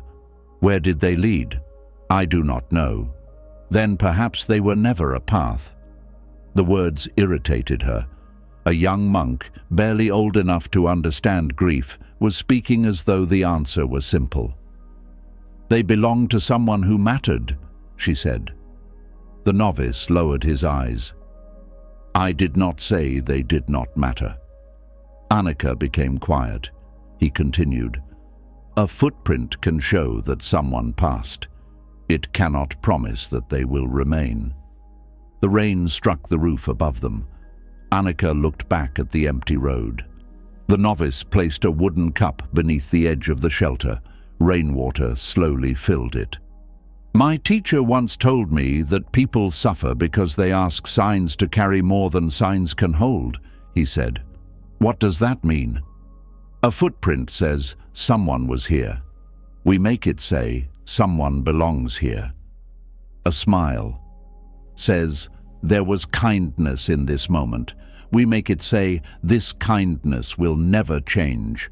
A promise says this is what a person believes now. We make it say nothing will ever become different."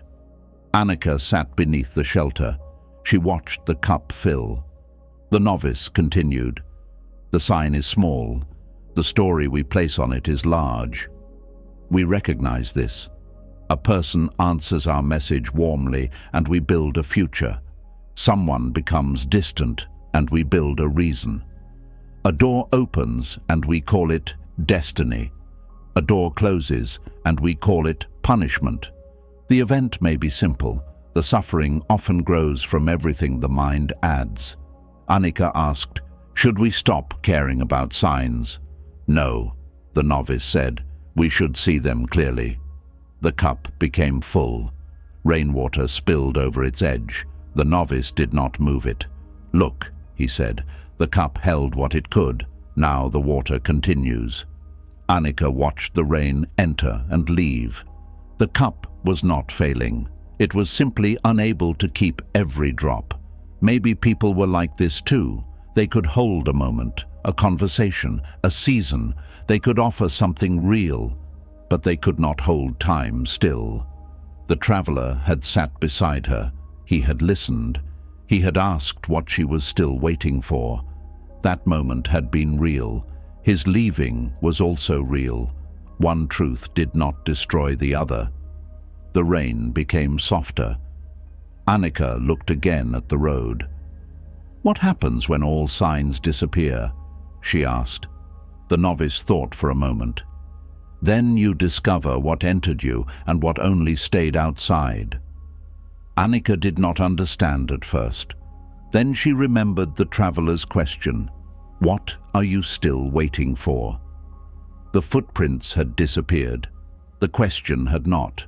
The clay cup had returned to the public water jar. The conversation still moved inside her. The stranger's face might one day become difficult to remember, but the courage to examine her own life did not depend on remembering every part of his. This is how some people remain. Not as a clear image, not as a voice we can still hear. They remain in the choices we make after meeting them. A teacher may leave, but patience remains. A friend may go, but kindness remains.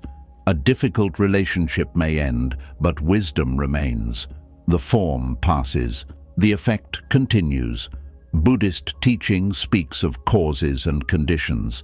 A seed disappears into the earth. Later, something rises that does not look like the seed. We may think the seed is gone, but it has entered a new form. The people who pass through our lives can be like this. They do not always remain beside us. Sometimes they become part of how we see. Annika stood. She no longer needed to choose between the two roads. Neither road belonged to her. The traveler's direction was his. Her next step was hers. She thanked the novice and began walking back toward the village. The rain had erased her earlier footprints too. For the first time, this did not frighten her. She understood that a life could not be measured only by the marks it left behind.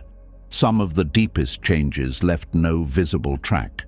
No one in the market would know that she had stopped following. No one would see the old hope loosening inside her. But freedom did not need witnesses. On her way back, Annika passed a woman standing beneath a large tree beside the silent road. The woman held a small bundle close to her chest. She stared into the rain as though waiting for someone who had promised to come. Annika recognized the stillness. It was the stillness of a person who had turned waiting into a way of life. Annika wanted to speak, but before she could, the woman asked one quiet question. "Did you see anyone coming from the east?" Annika looked at the empty road, then at the woman's tired face. "No," she said gently. The woman tightened her hands around the bundle. She had been standing there every evening for 3 years, and this is where the next story begins. The woman stood beside the silent road. She held a small bundle close to her chest. When Annika said no one was coming from the east, the woman looked past her as though the road might give a different answer. This story begins with someone who had been waiting so long that waiting had become part of who she was. We know this place. We wait for a person to return, for an apology, for a promise to be kept, for life to become what we once believed it would be. At first, waiting feels like hope. Then it becomes a habit.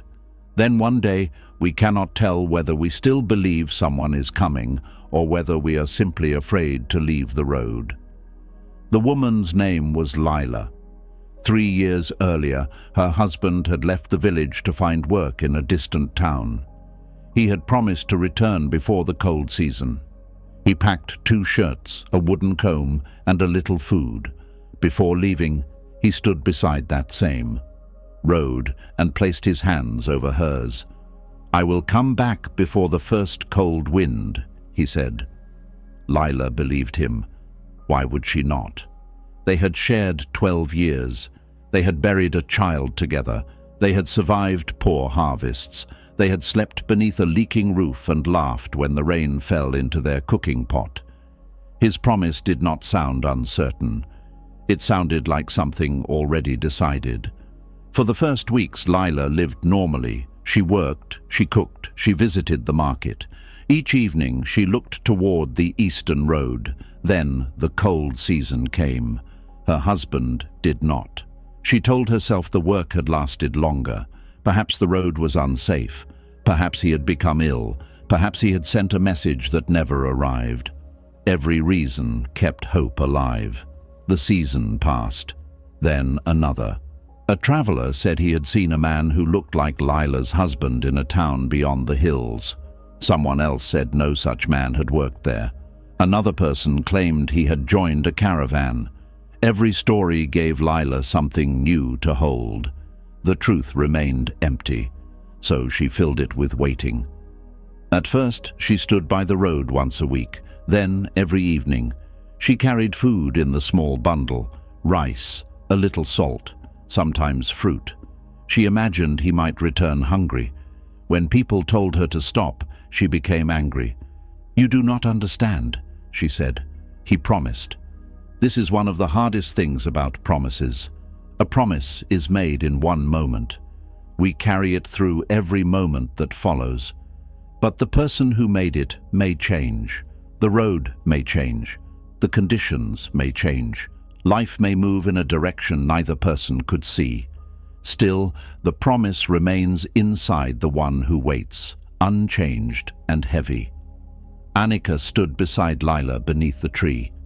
"How long have you been coming here?" she asked. 3 years. Every day?" "Most days."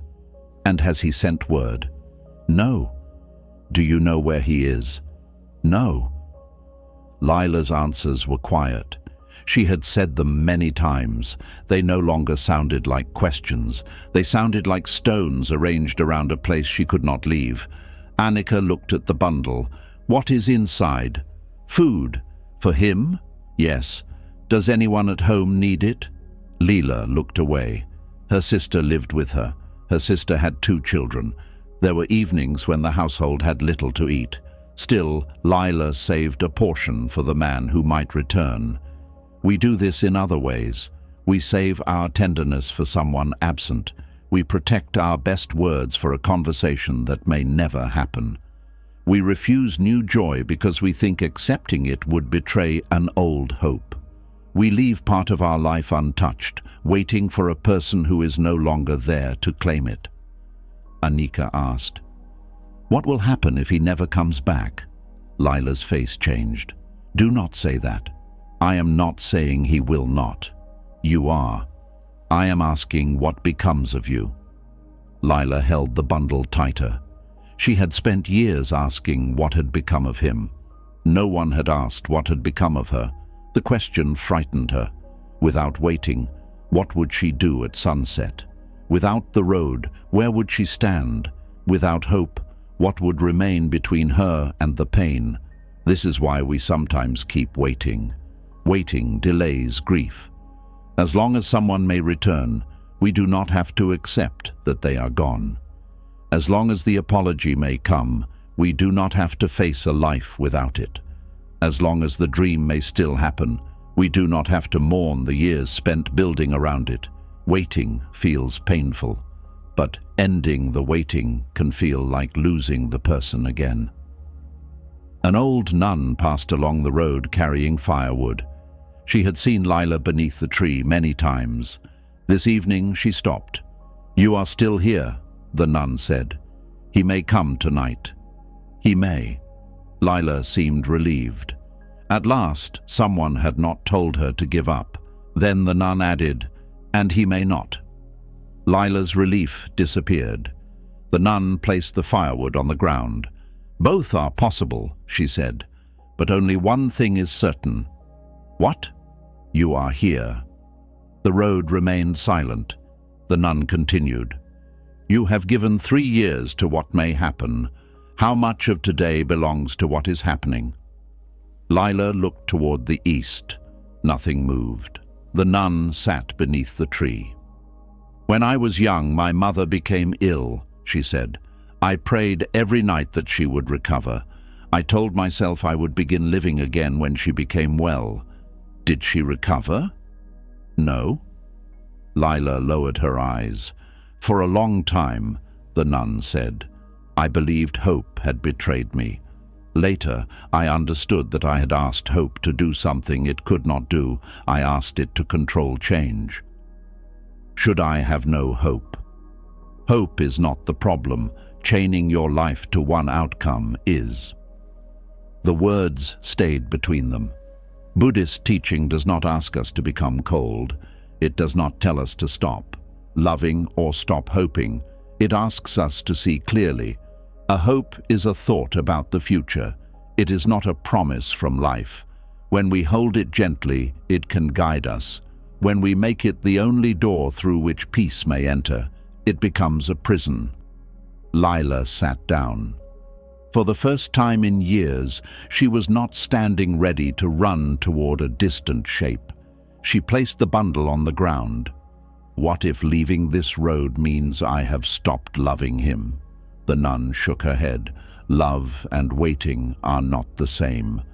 Lila began to cry, not loudly. The tears came with the tiredness of someone who had been strong in one direction for too long. She cried for the promise, for the seasons, for the meals saved and never eaten, for the anger she had felt toward anyone who tried to help, for the part of herself that had stood beside the road even when her body wanted to go home. Annika sat beside her. No one told her to stop. Some grief needs no lesson while it is moving. It only needs space. The rain ended. The clouds opened. A little evening light touched the road. Still, no one came. Leela untied the bundle. Inside was rice cake and 2 small oranges. She gave one orange to Annika, one to the nun. Then she broke the rice cake into 3 pieces. They ate beneath the tree. The food had been prepared for someone absent. Now it fed the people who were present. This is often where letting go begins, not by destroying the hope, by returning life to the moment in front of us. Lila stood when darkness came. She looked east one final time. The road was empty. It had always been empty on those evenings. But this time, she did not make emptiness mean that she must remain. She picked up the cloth from the ground. The bundle was light now. "So I should never come back?" she asked. The nun smiled. "Come back when you wish to walk, not when you feel commanded to wait." Lila turned toward the village. Her steps were slow. 3 years of waiting did not leave her body in one evening. She looked back twice, then once more near the bridge. But she kept walking. The road did not follow her. The promise did not disappear. The love did not disappear. Only the duty she had built around them began to loosen. When Lila reached her house, she stopped at the door. The place looked smaller than she remembered. For years, she had treated it as a waiting room. Now she entered as though it might become a home again. The next morning, she opened a window that had stayed closed since her husband left. Beyond it, another road led away from the village, not the eastern road, a road she had never taken. For the first time, she wondered where it led, and this is where the next story begins. The next morning, Lila opened the window. Beyond it was another road, not the eastern road. This one curved behind the village and disappeared between low hills. For years, she had never wondered where it went. Now she did. This story begins with a woman who had spent so long waiting for someone else that she had forgotten how to walk toward herself. We know this loss. It does not happen all at once. We give away one choice, then another. We stop asking what we need. We stop noticing what gives us life. We become the person who waits, supports, forgives, and understands. Then one morning, we look inside and cannot remember the sound of our own desire. Lila stood at the window for a long time. Her sister was preparing breakfast. The children were arguing over a wooden toy. Smoke rose from nearby roofs. The village looked the same, but Lila did not. Something had loosened the night before, not all the way. Grief was still there, hope was still there, but the road no longer owned every evening. She went outside. Her sister looked surprised. "Where are you going?" Lila almost answered, "Nowhere." That was the answer she had given for years. Instead, she said, "I want to see where this road goes." Her sister smiled. "You used to walk that road when you were young." Lila looked at her. "I did. To the old fig trees." The memory returned slowly. She saw herself as a girl, running barefoot with a basket under one arm. She remembered climbing low branches. She remembered eating fruit before it was fully ripe. She remembered laughing without checking whether someone was coming. That girl had not disappeared. She had only become difficult to hear. Lila began walking. At first, every step felt wrong. She had learned the shape of waiting so well that movement felt almost like betrayal. The eastern road remained behind her. Her husband had not returned. Nothing had been solved. Still, she walked. This is important. We often think we must understand everything before we move. We wait for certainty, for closure, for one final answer. But life does not always give these things. Sometimes the next step comes before the understanding. Sometimes the body must leave the old place before the mind accepts that it can. The road passed behind the last row of houses. Soon the market sounds became quiet. Lila heard birds. Wind moved through tall grass. She noticed how long it had been since she had walked without carrying food for someone else. Her hands felt empty. At first, this made her uneasy. Then she realized empty hands could swing freely. They could touch leaves. They could protect her if she slipped. They could receive something new. The road climbed. Lila became tired. She had spent years standing still beside the other road. Standing had exhausted her, but it had not made her strong. Waiting can feel like effort. It can consume the whole body, yet it does not always take us anywhere. Lila stopped beneath a tree. She looked back. The village appeared small below her. From that distance, she could not see the eastern road clearly. She could not see the tree where she had waited. The place that had filled her whole life was now one small part of a larger landscape. Pain often changes when we see it from another distance. The event remains. The loss remains. But it is no longer the whole sky. An old shepherd was resting nearby. 3 goats grazed beside him. He noticed Lila looking back. "Did you forget something?" he asked. "I do not know."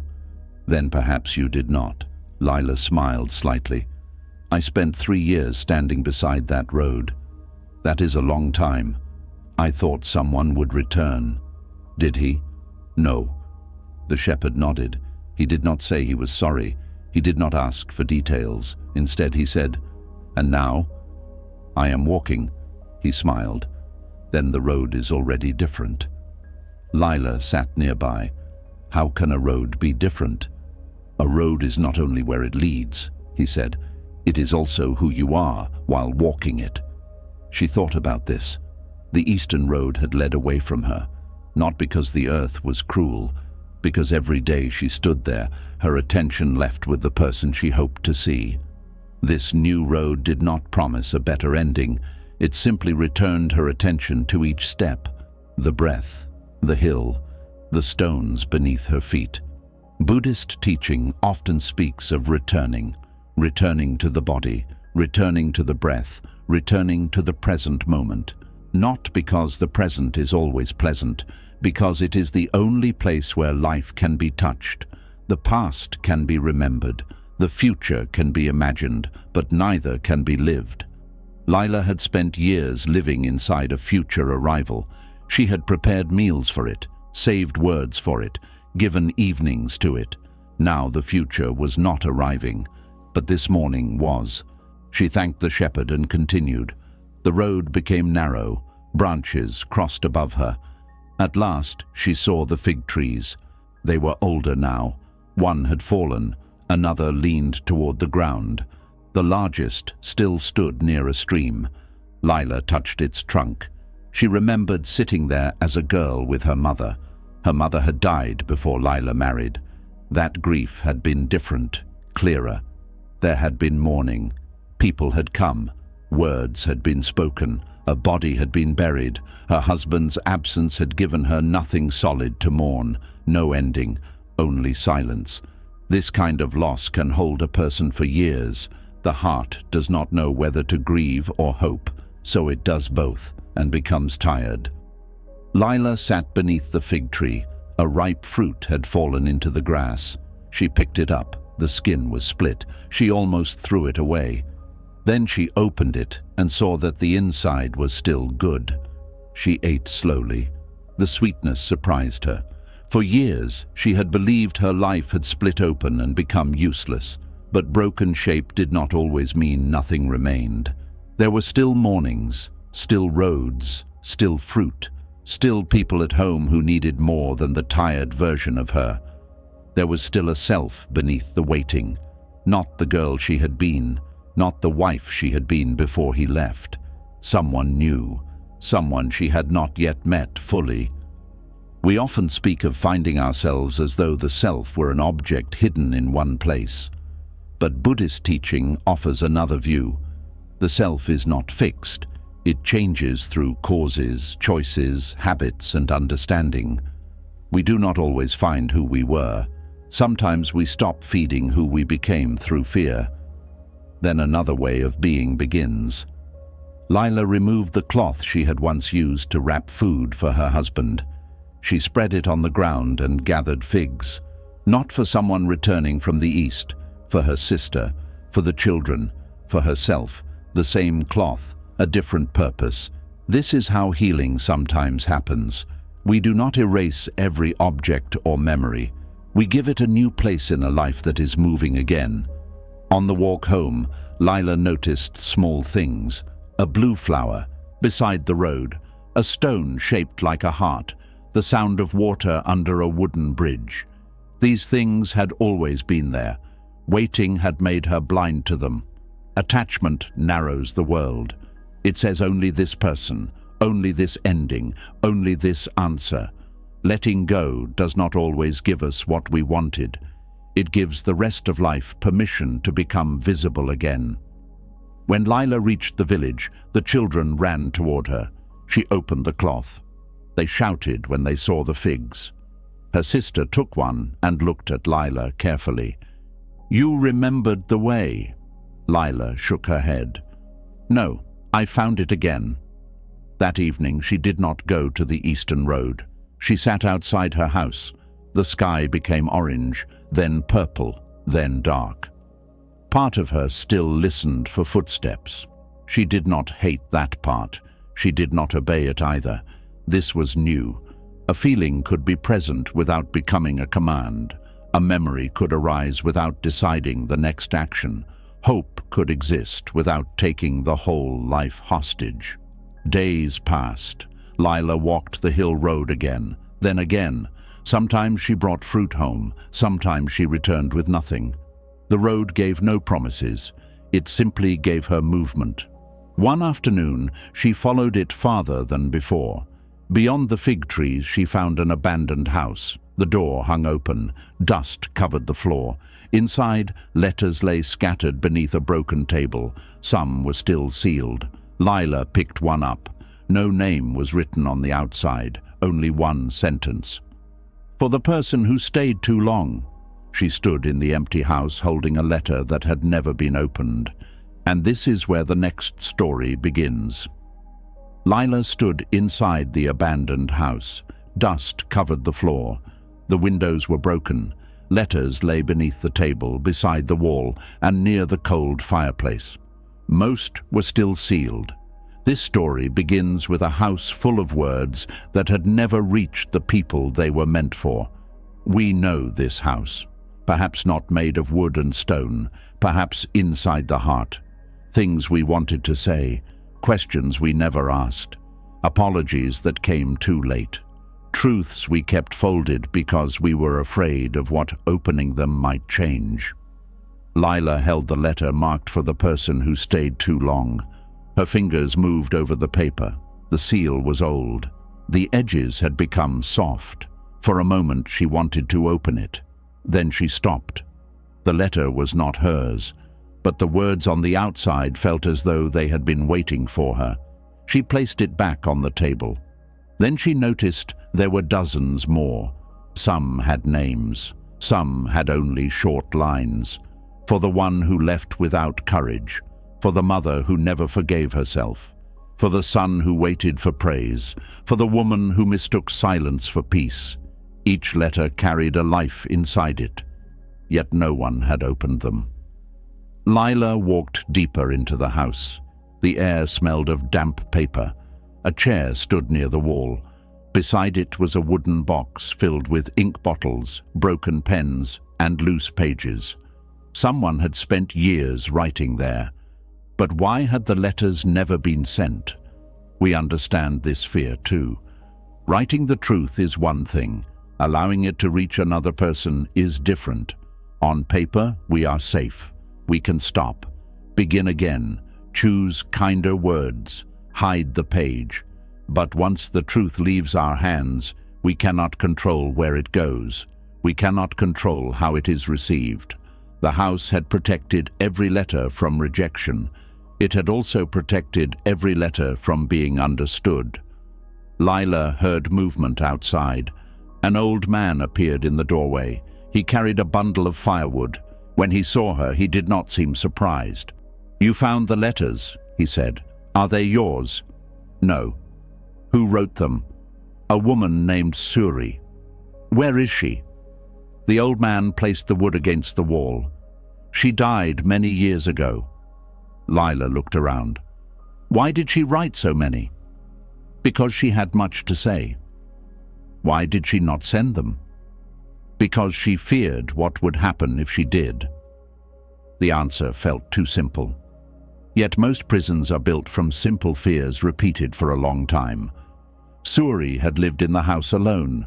The old man said she once had a family in another village, a sister, a husband, 2 sons. There had been an argument after her father died. Land was divided unfairly. Words were spoken. Pride entered the room. Then silence grew around everyone. Suri left. At first, she planned to return after a few weeks. Then she waited for an apology. Her sister waited too. Her husband told her to come home. She refused unless the others admitted they were wrong. Years passed. 1 son visited. Suri would not open the door. She said she was not ready. After he left, she wrote him a letter. She did not send it. The 2nd son stopped trying. She wrote to him too. That letter also remained.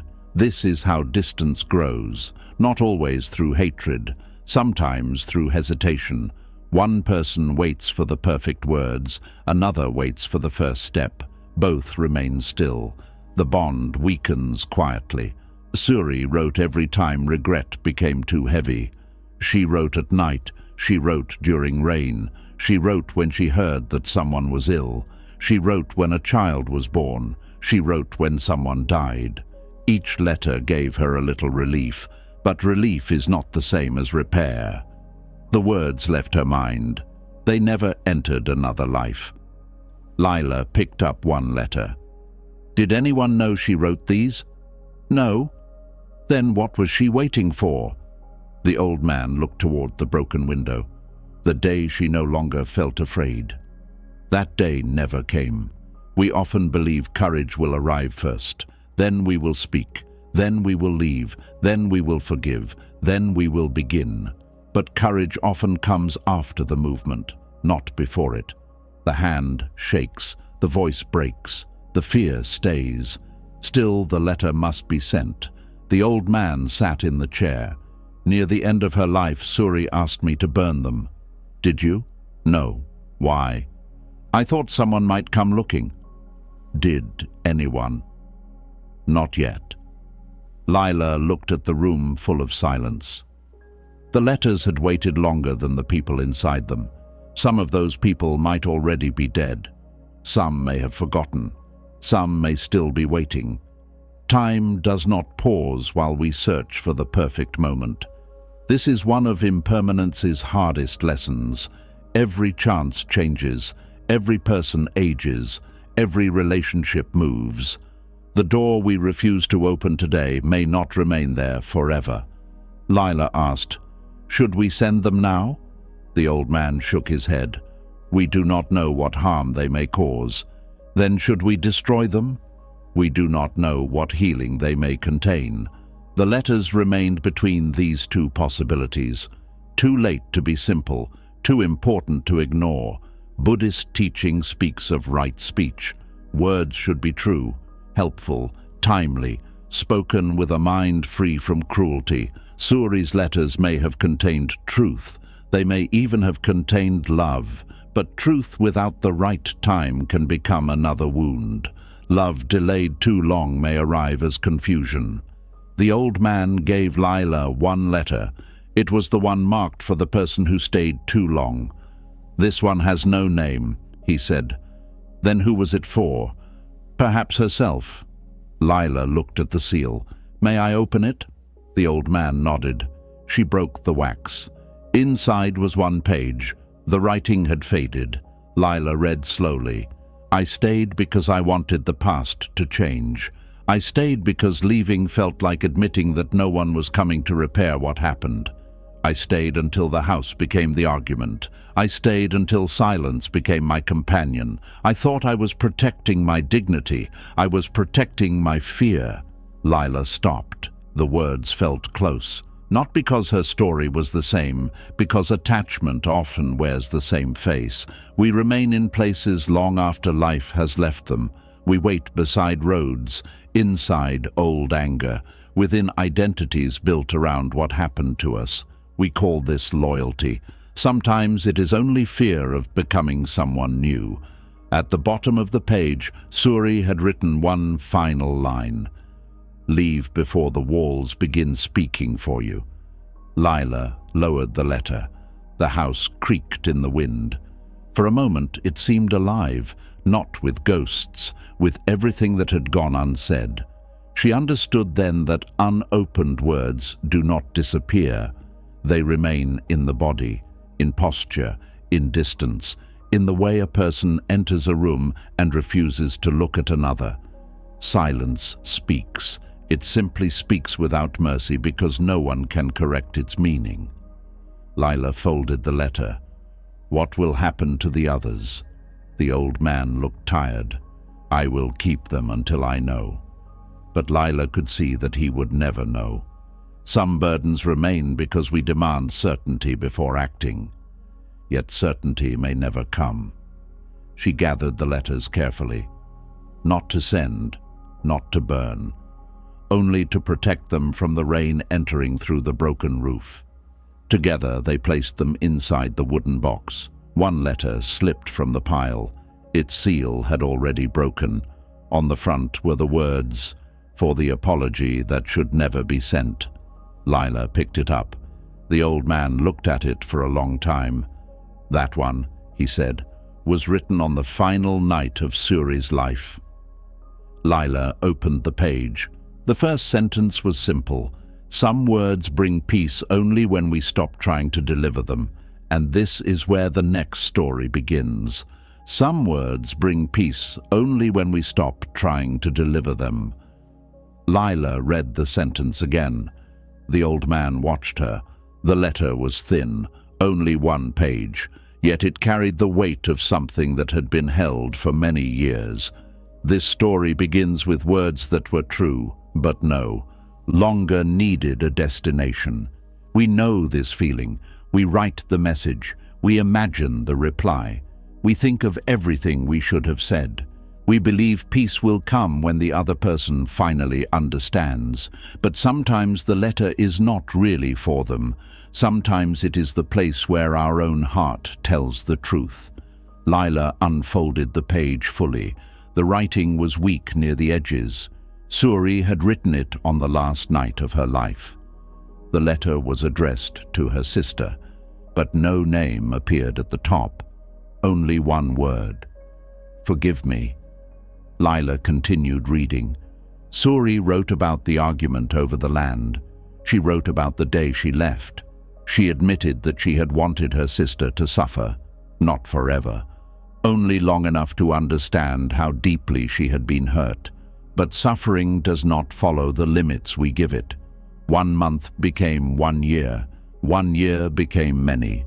By then, pride had become a wall.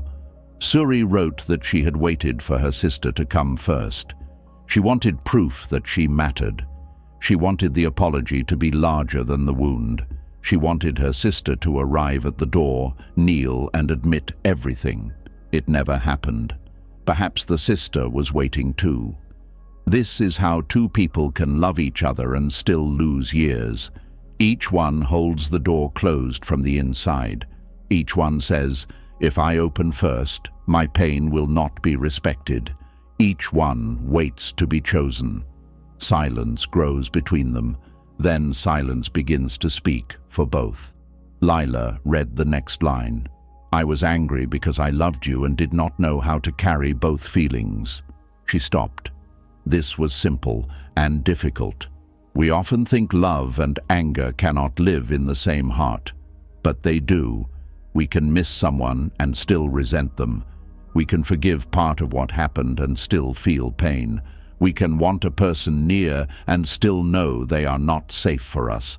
The heart does not always choose one clear feeling. It carries many.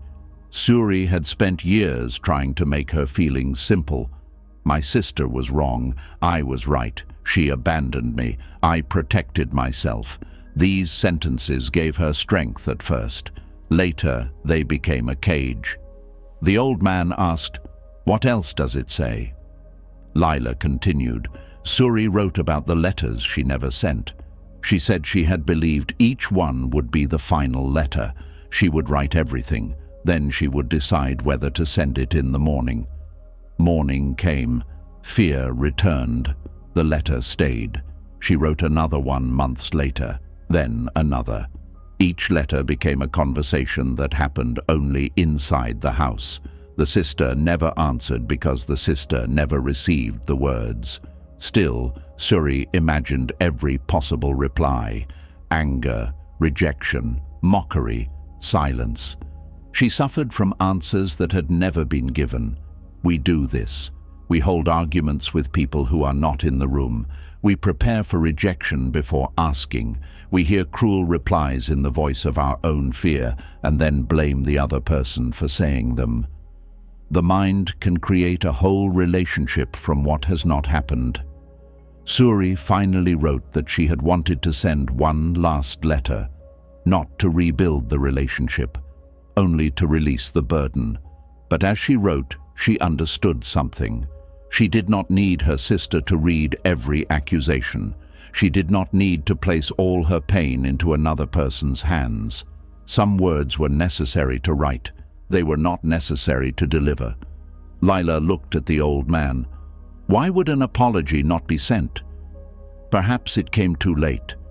Is it ever too late to apologize? To feel regret? No, to speak, sometimes. The answer did not satisfy her. The old man explained, an apology can be honest and still disturb a life that has already found peace. A confession can relieve the speaker and place new weight on the listener.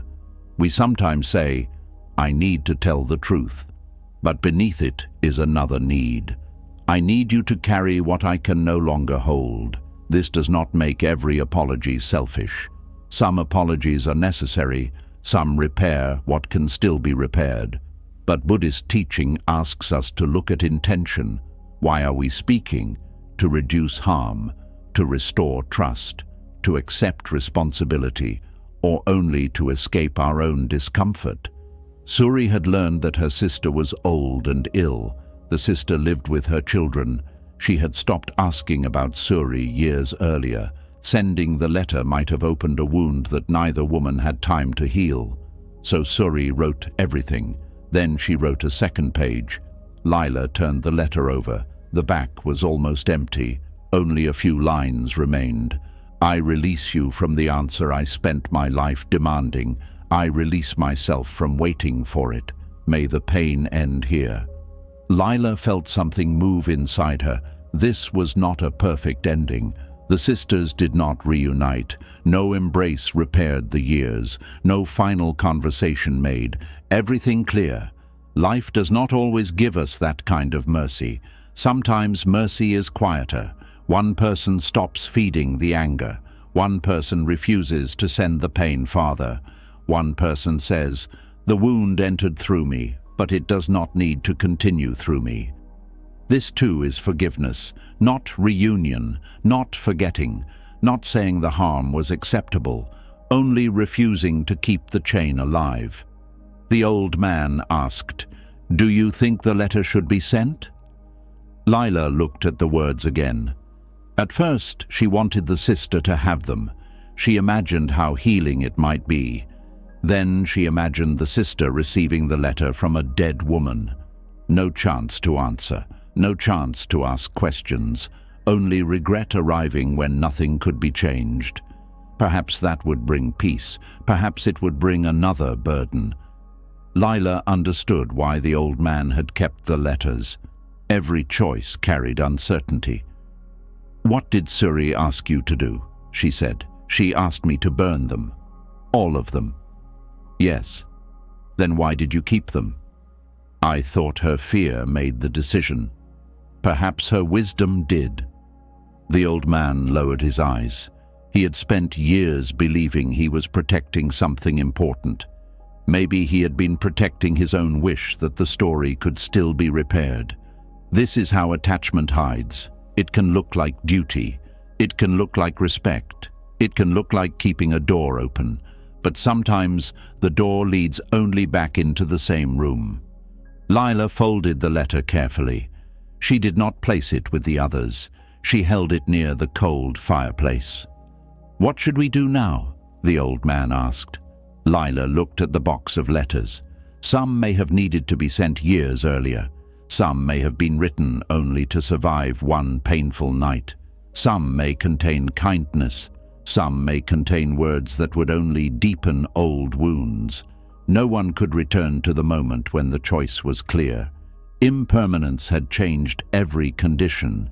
The people had aged. Some had died. The right time had passed. This is another lesson of letting go. Not every unfinished thing can be completed. Some must be released unfinished. Not because it did not matter, because time has changed what is possible. Lila placed Suri's final letter beside the fireplace. The old man brought dry branches. He hesitated. "So this is the end?" he asked. "No," Lila said. "It is the end of carrying it." He lit the fire. The flame touched the corner of the page. For a moment, the words remained visible. Then the paper curled. The ink darkened. The sentence, "Forgive me," disappeared first, then the rest. Lila watched without looking away. The letter had already done what it needed to do. It had allowed Suri to tell the truth. It had allowed her to stop demanding an answer. It had waited years for someone to understand that not every message must arrive. Now it became ash. The old man opened the wooden box. He lifted the next letter, then another. Together they placed them near the fire. Some were burned, unopened. This felt difficult, but respecting a person's final wish sometimes means releasing our own need to know. Soon the house filled with smoke. Lila opened the windows. Ash rose from the fireplace and moved into the air. The old words no longer belonged to Suri. They no longer belonged to the people who had never received them. They belonged to wind now. Outside, one piece of ash floated beyond the window. It rose above the abandoned house. Then the wind carried it toward the temple garden. A gardener looked up as the dark pieces began falling among his trees. He reached out and caught one in his hand. And this is where the next story begins. The fire took the letters one by one. The paper curled. The ink darkened. Names disappeared. Promises disappeared. Accusations disappeared. Then everything became ash. This story begins with a fire that did not destroy the past. It only changed the form in which the past could be carried. We know this difference. We think letting go means erasing, forgetting, pretending nothing happened. But the past cannot be burned out of a life. What happened has already happened. The fire cannot return the lost years. It cannot unsay the cruel words. It cannot deliver the apology at the right time. It can only end the work of protecting what no longer needs to remain. Lila stood beside the fireplace. The old man placed another letter into the flame. Neither of them spoke. Some endings need fewer words. For years, the house had been full of sentences. Now, silence was doing what the sentences could not. It was allowing the story to finish. The fire moved carefully at first. It touched one corner of the paper, then spread along the edge. The letters did not disappear all at once. A few words remained visible while the rest turned black. Lila saw fragments. "I wanted you to know. I was afraid. Please come back. You hurt me. I still remember." Then the flame reached them. The words became unreadable. This frightened her. Those sentences had survived many rainy seasons. They had waited through years of dust. Now they were gone in moments. The old man noticed her face. "Do you think we are losing something?" he asked. "Yes." "What?" "The truth inside them." He looked at the fire. Was the truth only in the paper? Lila did not answer. This is one of the questions we face when releasing anything connected to the past. Was the love only in the photograph? Was the person only in the room they used?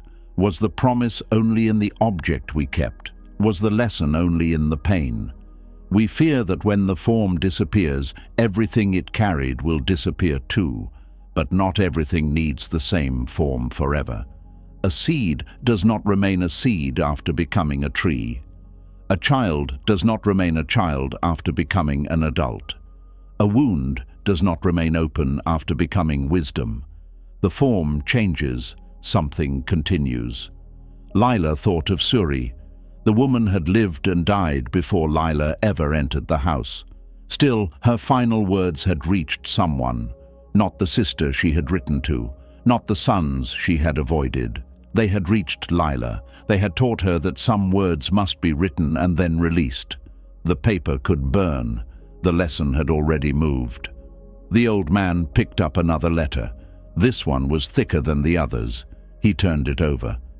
"For my eldest son," he read. His hand stopped.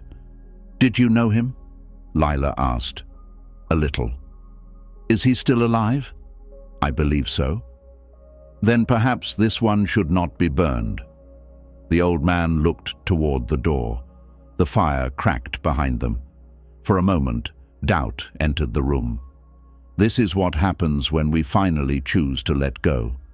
The mind produces one last reason to hold on. Maybe this part is different. Maybe we should wait one more day. Maybe the right answer will come tomorrow. Attachment does not always shout. Sometimes it whispers in the language of caution. The old man held the letter close to his chest. "Suri asked me to burn all of them. But what if this one contains something he needs? What if it contains something that harms him?" They stood between two unknowns. There was no perfect answer. Life often asks us to choose without certainty. We want clear signs. We want to know that releasing is right. We want proof that holding on is wrong. But impermanence does not give guarantees. It only shows that no choice can keep every possibility alive. The old man sat down. "I kept these letters because I was afraid of making the wrong decision," he said. "So I made no decision." Lila looked around the ruined house. The letters had remained. The people had not. Time had made the decision in another way. Sometimes refusing to choose is also a choice. We wait. Conditions change. Then the answer that was once possible becomes impossible. The old man placed the letter on his knees. "Suri trusted me with her final wish," he said. "Yes, and I did not obey it. Because you hoped to protect something. I protected my fear." Lila recognized the sentence. Suri had written something similar.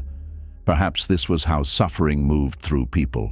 One person refused to release. Then another carried the unfinished burden. The old man had spent years guarding the letters. He had returned to the abandoned house during storms. He had repaired the box. He had chased away animals. He had treated the papers as though they were still waiting for a future. But the future had already moved on. "What would happen if you burned the letter?" Lila asked. "I would never know what it said. And if you kept it?" "I would continue wondering what I should do."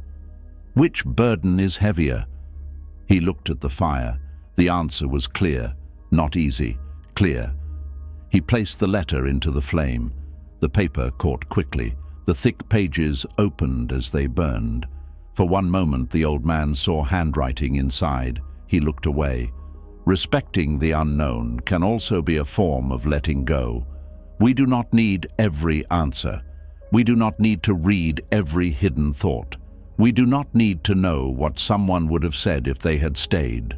The need to know can become another way of refusing the ending. The letter collapsed into the fire. The old man began to cry. Lila did not comfort him with quick words. He was not only grieving Suri, he was grieving the years he had spent guarding her silence. He was grieving the possibility that he had waited too long. He was grieving the relief he felt now that the burden was leaving. Relief can create guilt. We think, if I truly cared, releasing should hurt only. But the heart can grieve and feel lighter in the same moment. This does not make the love false. It means the carrying had become heavy. The last letter burned near sunset. The wooden box was empty. Ash filled the fireplace. The old man stared into it. "So little remains," he said. Lila shook her head. "Only what no longer needs its old shape." They waited for the fire to weaken. Then the old man used a metal tool to move the ash. There were no words left, no names, no difference between an apology and an accusation. Everything had become the same soft grey dust. This is what fire teaches. The stories we defend as separate eventually return to the same earth. Right and wrong, mine and yours. The words that saved us, the words that wounded us. Time changes all forms. Buddhist teaching does not say this to make life meaningless. It says this so we stop treating temporary things as though they must carry eternity. The letter mattered while it was being written. The apology mattered when it was understood. The burning mattered when holding on had become suffering. Each thing had its moment. No moment needed to remain forever to be real. Lila opened the broken windows. Wind entered the house. It moved across the floor and lifted a little ash from the fireplace. The old man reached out as though to stop it. Then he lowered his hand. He had protected enough. The ash rose. Some settled on the table. Some moved through the window. Some touched Lila's clothing. She brushed it away gently. Outside, the sky was becoming dark. The wind carried the ash over the grass and toward the distant temple garden. The old man watched it go. "Where will it land?" he asked. "Wherever the wind takes it." This answer would once have frightened him. Now he nodded. Not everything released needs a known destination. Some things become free only when we stop following them. The ash moved above the trees. It crossed the stream. It passed over the temple wall. A gardener looked up as dark pieces began falling among the flowers. One landed in his open hand. He closed his fingers around it. Then the wind pulled at the ash again. And this is where the next story begins. The gardener closed his fingers around the ash. The wind moved through the temple garden. It lifted the ash from the flowers, the stones, and the dry path. Every time the gardener tried to gather it, the wind carried it somewhere else. This story begins with a man who wanted even the remains of something to stay where he placed them.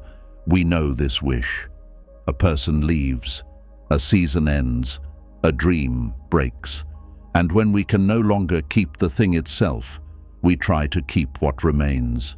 A memory, a habit, a wound, a final piece of sadness that tells us the loss was real. The gardener's name was Dava. He had cared for the temple garden for more than 20 years. He knew every tree. He knew which flowers opened before sunrise. He knew where water gathered after rain. He knew which branches needed cutting and which only needed time. The garden changed every season. Leaves fell, flowers died, seeds opened. New growth rose from old soil. Dava saw impermanence every day. Still, seeing change in the garden was easier than accepting it in his own life. A year earlier, his younger brother had died. They had not spoken for 6 years before his death. The disagreement had begun over something small, their father's tools.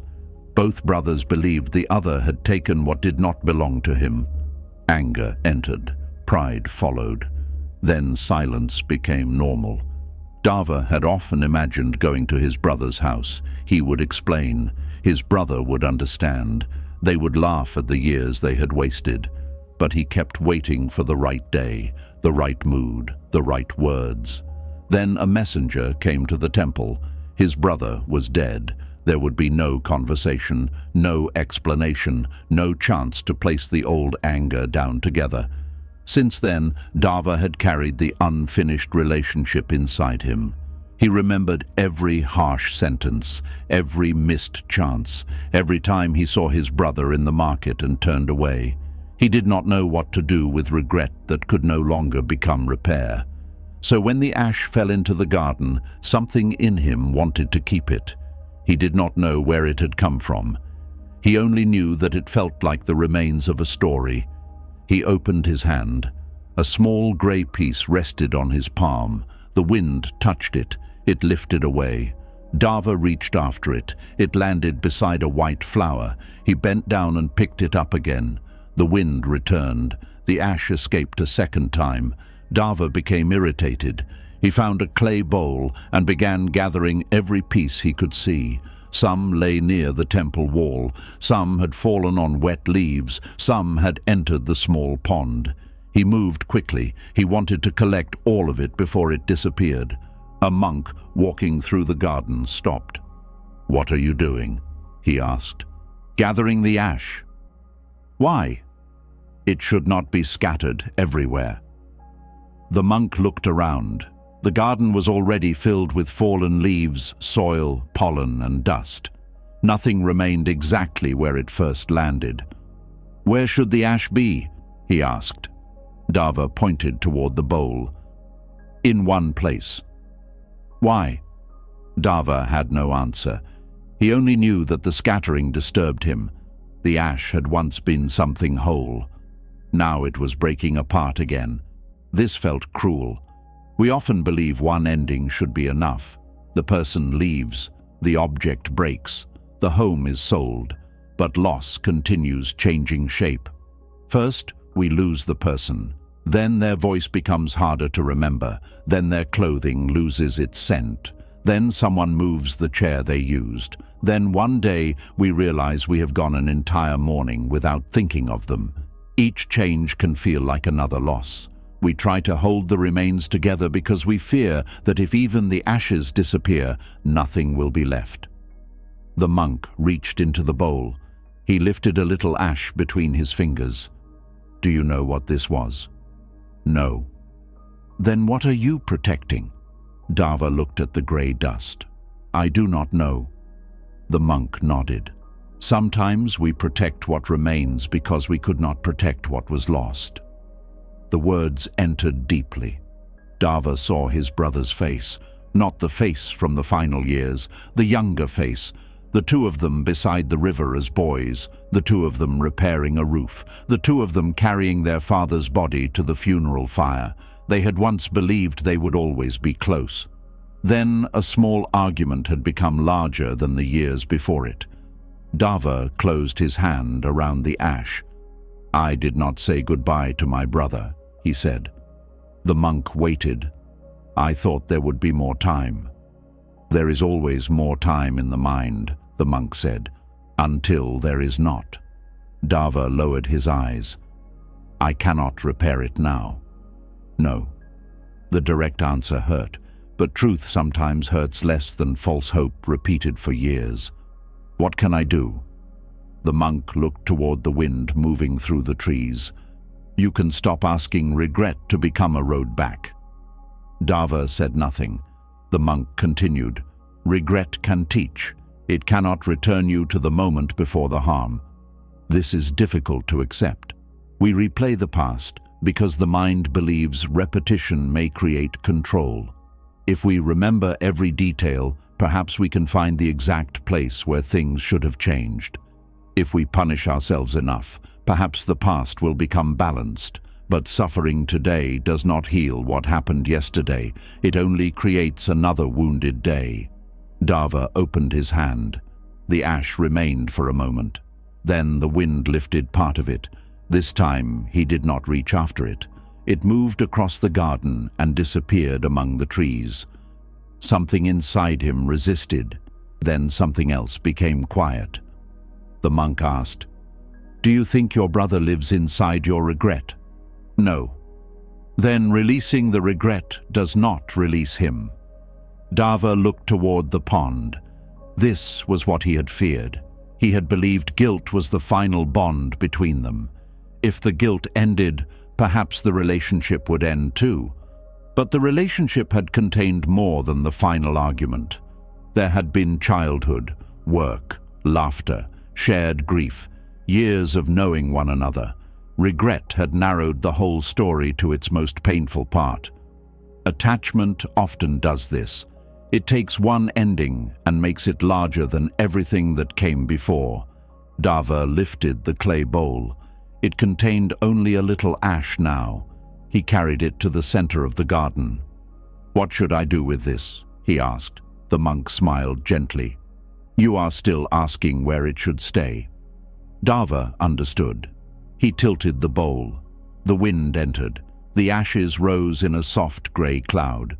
Some fell near the roots of a tree. Some entered the pond. Some moved beyond the temple wall. Dava watched until he could no longer tell ash from dust. Nothing terrible happened. The garden did not forget what had passed through it. The earth simply received it without trying to keep it separate. Buddhist teaching reminds us that all forms return to other forms. Wood becomes fire. Paper becomes ash. Ash becomes soil. Soil feeds roots. Nothing stays what it was. This is not only loss, it is also continuation. Dava placed the empty bowl on the ground. He thought of his brother. Instead of repeating the argument, he remembered one morning from childhood. They had been walking home in rain. His brother had given him the dry half of a cloth and kept the wet half for himself. Dava had forgotten that memory for years. Regret had covered it. Now it returned. He smiled. The brother was gone. The kindness was not. It remained in Dava's memory. It could remain in how he treated others. This is how love continues without needing the past to stay unchanged. That evening, Dava wrote his brother's name on a small piece of wood. He placed it beneath a young tree, not as a prison for memory, as a reminder. Speak while there is time. Forgive while the person can still hear. Do not turn one wound into 6 years of silence. Then he returned to his work. The wind continued moving through the garden. It did not keep the ash. It did not reject it either. It carried each piece until it found another place to land. Near sunset, the same wind entered the temple through an open door. It moved past the lamps. It touched the hanging cloth. Then it reached a quiet garden on the other side of the temple, where an old caretaker stood beneath a dead tree. He felt the wind arrive and looked up. For years he had treated the wind as an enemy because it carried things away. That evening it would teach him that some doors open only when the air is allowed to enter. And this is where the next story begins. The wind entered the temple garden through an open gate. It moved across the stones. It touched the hanging prayer cloths. It lifted dry leaves from the ground and carried them toward an old tree near the wall. The caretaker looked up. For years he had treated the wind as an enemy because it never asked permission before changing things. This story begins with a man who wanted peace to mean nothing would move. We know this wish. We arrange our lives carefully. We create routines. We close doors. We avoid difficult conversations. We call the stillness peace. Then something enters. A loss. A truth. A change we did not invite. And suddenly, the life we built begins to move. The caretaker's name was Ren. He had lived at the temple since he was a young man. Every morning he swept the paths before sunrise. He trimmed the garden. He filled the water jars. He opened the doors when the monks gathered and closed them when the evening prayers ended. Ren liked order. Each object had a place. Each task had a time. Each sound belonged to a certain hour. The temple bell at dawn, the wooden block before meals, the low voices during chanting. Order made him feel safe. His childhood had not been orderly. His father often disappeared for weeks. His mother moved the family from one house to another. Some nights there was food, some nights there was not. Arguments arrived without warning. Doors slammed. Promises changed. Ren learned very early that uncertainty could enter a room and take everything with it. So when he came to the temple, he loved the routine. Nothing shouted, nothing arrived drunk in the night, nothing disappeared without explanation. The same path waited every morning. The same bell called him home, but safety slowly became control. Ren began to fear anything he could not arrange. He disliked storms because branches fell. He disliked visitors because they moved things. He disliked children because they ran through the garden and left footprints in the soil. Most of all, he disliked the wind. The wind scattered the leaves he had gathered. It blew dust across the clean floor. It opened doors he had closed. It made the prayer cloths snap loudly against their ropes. Every time the wind entered, Ren worked harder. He swept again, closed the doors again, tied the cloths more tightly. He believed peace would return when everything stopped moving, but the wind always returned. That afternoon, it came from the north. It moved through the gate and circled the garden. Ren had just gathered a large pile of leaves near the old tree. The wind lifted them.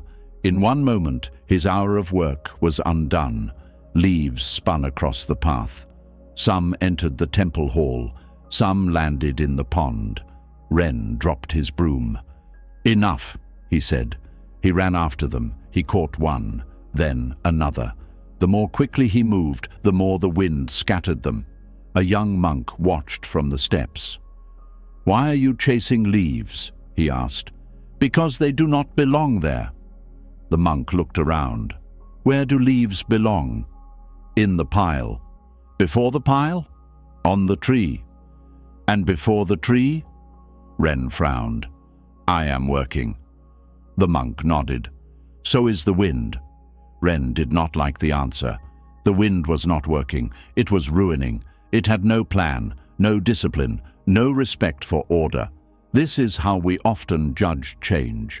We call it disorder because it does not follow our plan. We call it unfair because it arrives before we are ready. We call it meaningless because we cannot yet see what it is opening. Ren continued gathering the leaves. The young monk stepped into the garden. He picked up one dry leaf. Was this leaf meant to stay on the tree forever? No. Then why are you angry that it moved?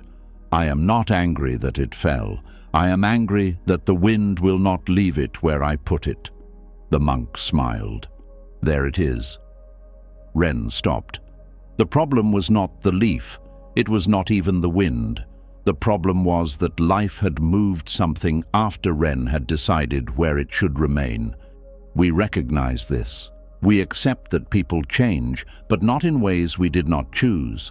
We accept that children grow, but not when they stop needing us. We accept that relationships evolve, but not when someone becomes distant. We accept impermanence as an idea. Then we become angry when it touches our own arrangement. The wind pushed open the side door of the temple hall. Ren hurried toward it. Before he could close it, he noticed something inside. A small flame from one of the oil lamps had begun to smoke.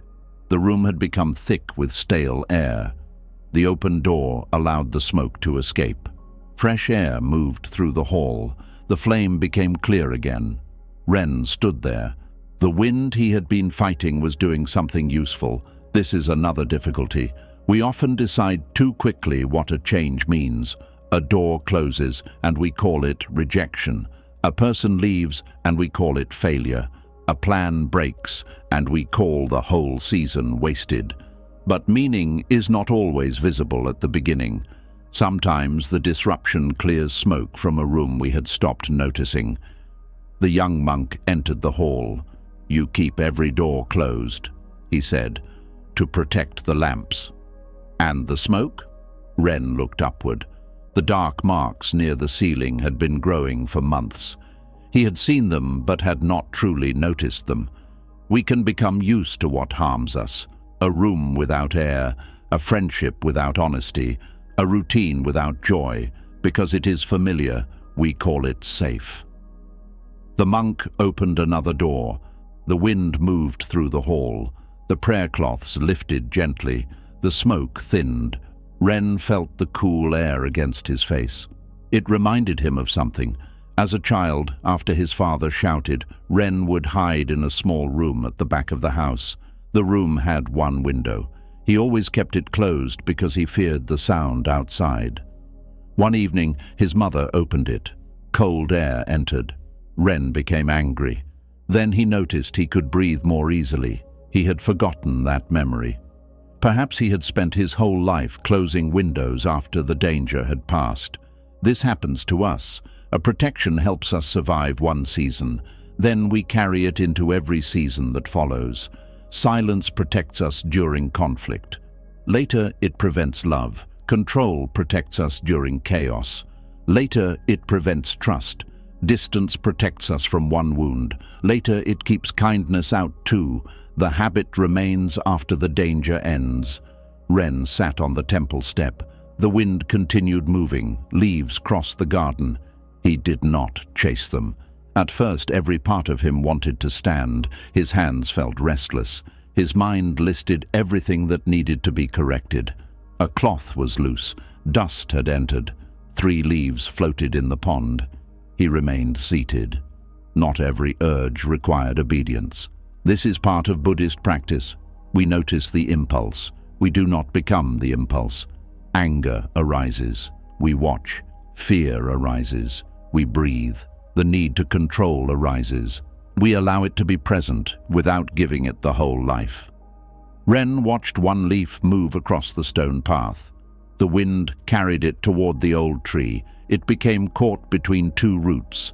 Another leaf landed beside it. Then another. Without Ren arranging them, the leaves gathered in a hollow where the soil was thin. Days later, rain would soften them. Months later, they would become part of the earth. The wind was not only scattering, it was moving what had finished one purpose toward another. Buddhist teaching speaks of conditions. Nothing exists alone. The tree depends on soil. The soil depends on rain. The rain depends on clouds. Even decay becomes nourishment. What looks like an ending in one form may support a beginning somewhere else. Ren had wanted the leaves in a clean pile. The garden needed them near the roots. The wind knew nothing. It made no decision. Still, the natural movement of things carried them where they could become useful again. Ren stood and walked toward the open gate. For years, he closed it whenever the wind became strong. This time, he left it open. The young monk asked, "Will you stop sweeping now?" "No," Ren said. "Then what has changed?" "I will sweep because the path needs care, not because I believe the path must remain unchanged." This was a small difference. It was also everything. Care and control can look similar from the outside. Both may clean, protect, repair. But control says this must remain as I decide. Care says, I will serve what is here, while understanding it will change. One becomes exhausted by life, the other moves with it. That evening, Ren opened the hall before the lamps were lit. He allowed air to pass through. He loosened the prayer cloths so they could move without tearing. He gathered only the leaves blocking the steps. The rest stayed where they had fallen. The garden did not look perfect. It looked alive. Near the wall stood an old tree with one dead branch stretching over the path. Ren had wanted to cut it for months, but the gardener who cared for that side of the temple always refused. "It may grow again," the gardener said. Ren looked at the dry branch moving in the wind. No leaves had grown there for 3 years. The branch was not resting. It was dead. Still, the gardener held onto it. The wind entered the branch and made it creak. One day, it would fall. But the gardener believed cutting it would mean giving up on the whole tree. Ren picked up his tools and walked toward him. The next lesson was already waiting beneath that dead branch, and this is where the next story begins.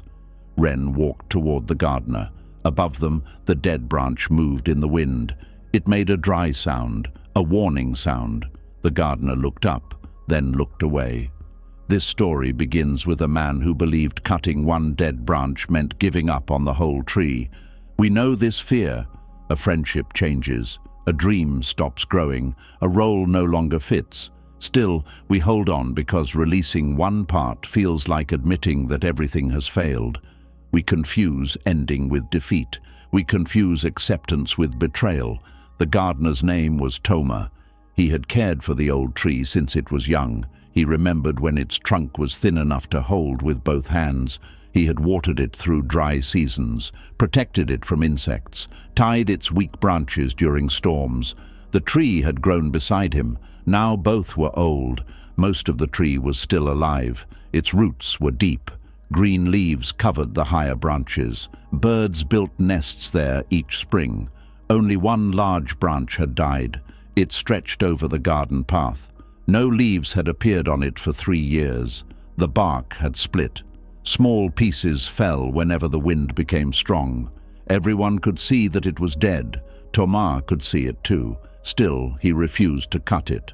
Ren stood beside him holding a saw. "The branch is becoming dangerous," Ren said. "It is still part of the tree." "Yes." "Then it stays." Ren looked up. A child often walked beneath that branch carrying food to the monks. Visitors rested there. One strong storm could bring it down. "Part of the tree has died," Ren said. "The whole tree has not." Toma's face became hard. "You do not understand this tree." Perhaps he was right. Ren knew the tree only as part of the garden. Toma knew its history. Years earlier, Toma's daughter had planted a small flowering vine near the base of the trunk. She had been 12. She tied the vine to the lowest branch so it could climb. That branch was now the dead one. His daughter later left the village. She married.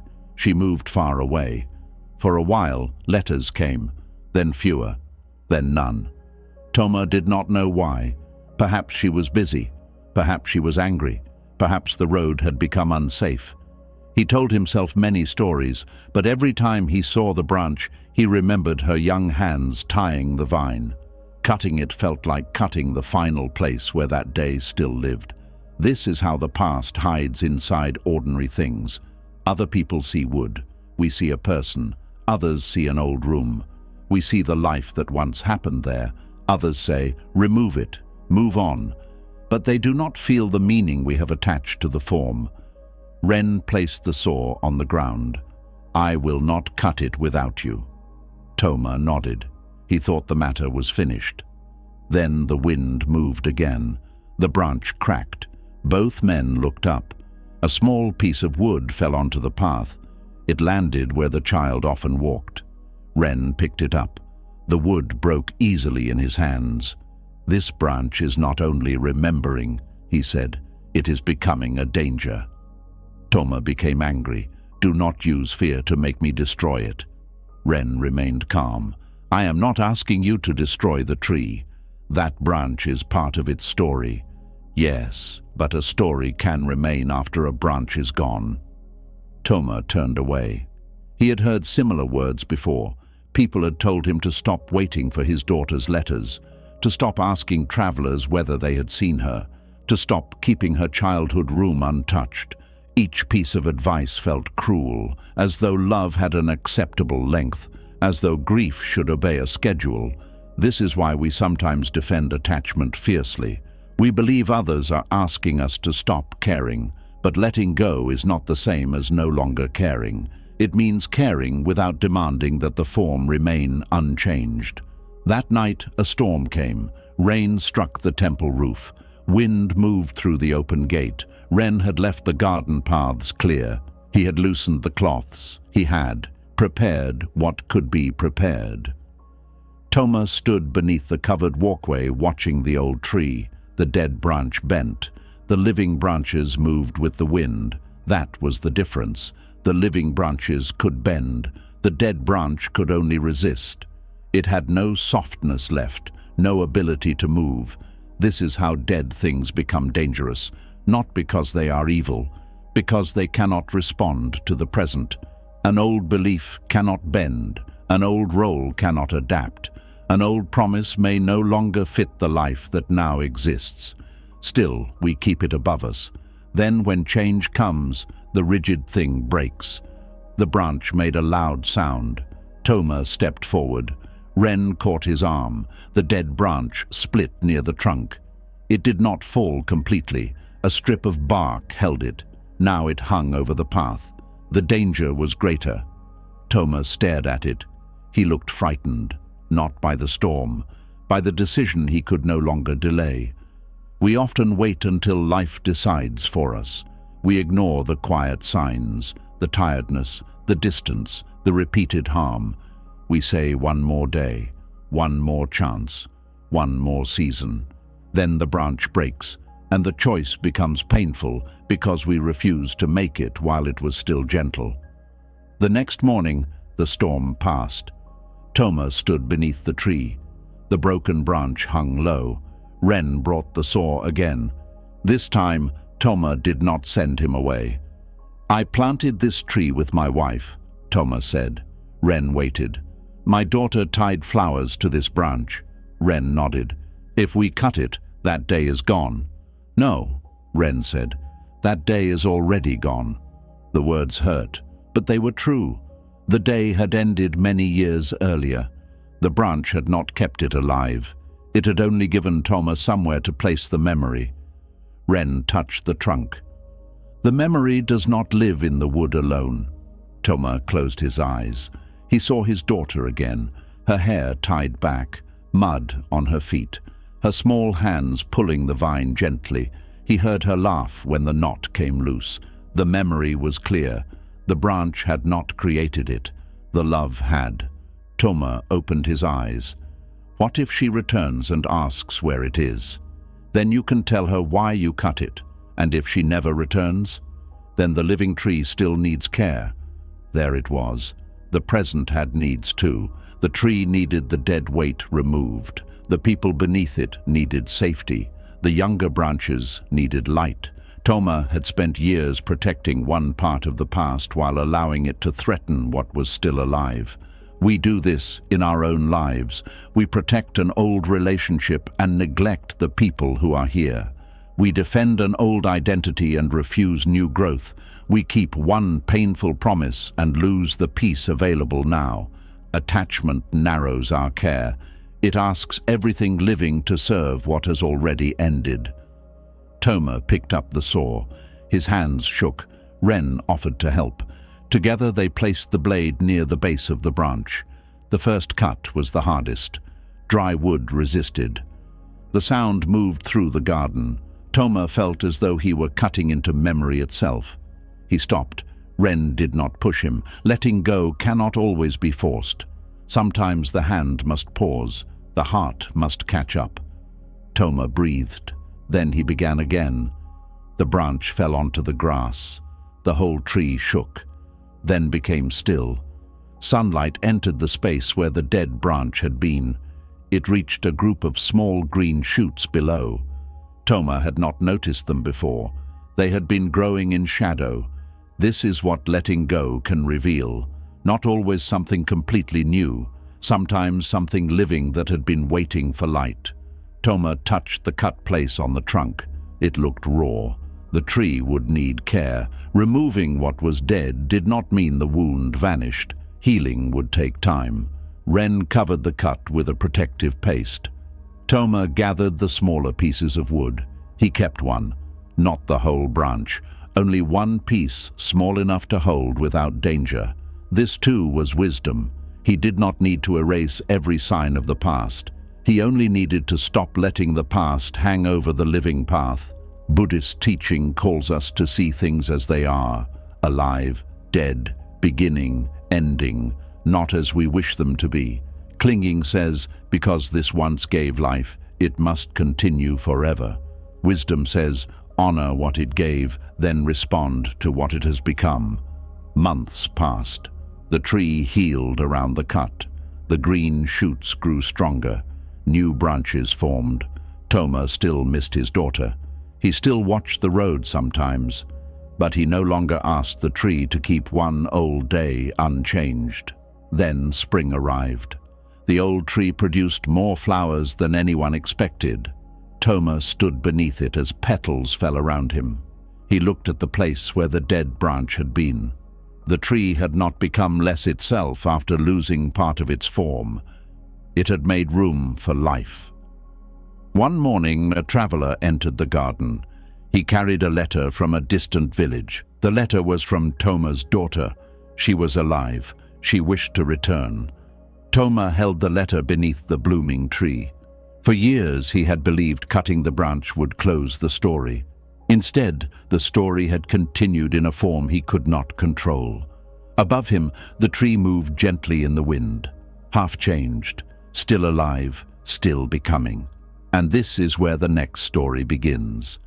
The tree bloomed after the dead branch was cut. Not a little. It bloomed more fully than it had in years. White flowers covered the living branches. Petals fell across the garden path like soft rain. Toma stood beneath them, holding the letter from his daughter. This story begins with a tree that lost a large part of itself and discovered that losing a part was not the same as losing everything. We know this fear. A relationship ends, a home is left behind. A role we carried for years disappears. Something that once helped us recognize ourselves is suddenly gone. Then the mind says, without this, there will be nothing left of me. But a life is often larger than the part that has ended. Toma looked at the place where the dead branch had been. The cut had begun to heal. New bark had formed around the edge. The tree did not look the way it once had. One side was open now, uneven, changed. But sunlight reached through that space. Small branches that had grown in shadow were now covered with flowers. The loss had changed the shape of the tree. It had not ended its life. This is difficult for us to trust while we are still inside the cutting. When something leaves, we see only the empty place. We do not yet see what the light may reach. We see the missing person, the quiet room, the unused chair, the plan that will not happen. We do not yet see the part of us that may begin breathing differently. Toma opened the letter again. His daughter's writing was careful. She said she had thought of returning many times. She had carried anger for years, not only toward him, toward herself, toward the village, toward the way her life had changed after marriage. She had believed distance would make everything easier. Instead, silence became another burden. She wrote that she was coming home before the next full moon. Toma read the lines slowly.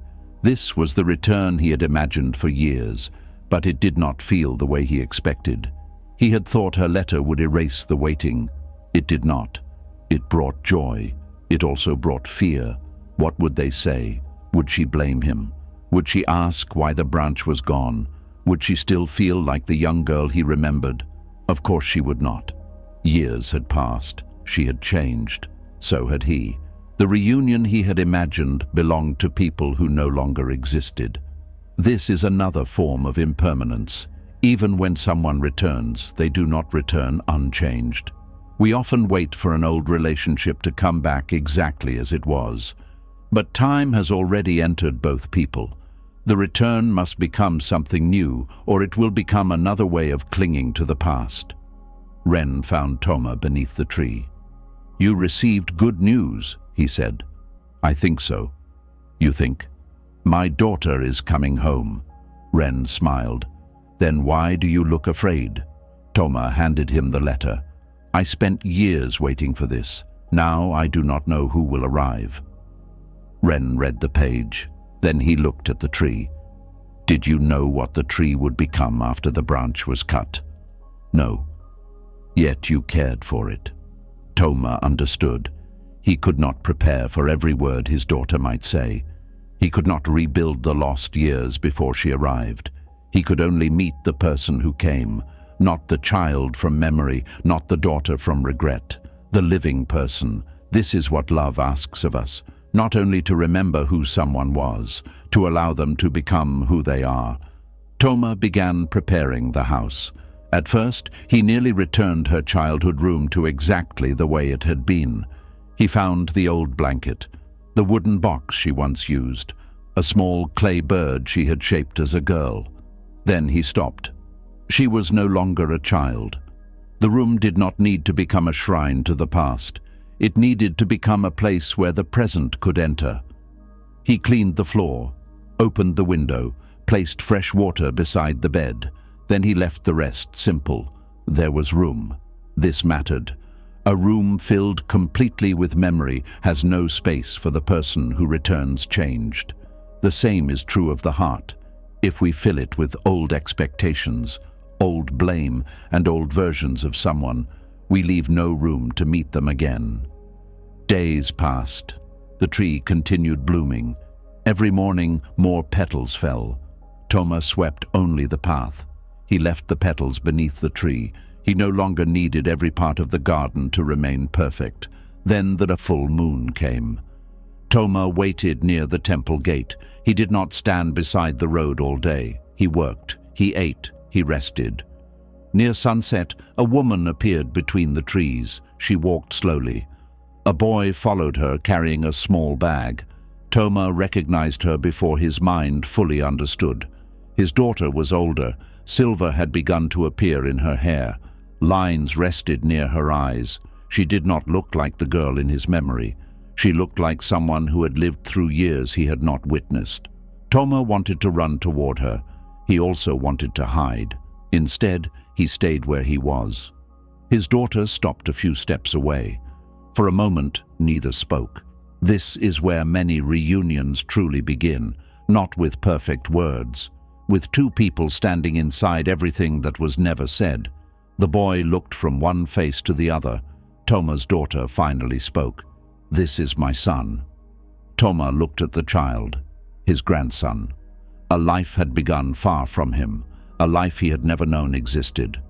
Joy and grief rose together. He smiled. The boy bowed politely. Toma's daughter looked past him toward the old tree. Her face changed. "The branch is gone." Toma felt the old fear return. "Yes, you cut it. It died." She walked toward the tree. Toma followed. For years, he had imagined this moment as accusation. Now he waited.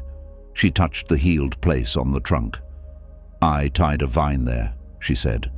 "I remember. I thought it would stay forever." "So did I." She looked at him. "Were you angry when you cut it?" "No, I was afraid." "Of what?" "That losing the branch meant losing you." His daughter lowered her eyes. "And did it?" Toma looked at the flowers above them. "No." She began to cry. Not because the branch was gone, because something inside her understood what he meant.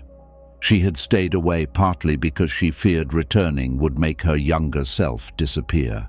The angry girl, the hurt daughter, the person who had left. She had built a life around that story. Coming home meant allowing the story to change. This is why people sometimes remain far from places they still love. Returning may require them to release the identity they formed through leaving. Toma's daughter sat beneath the tree.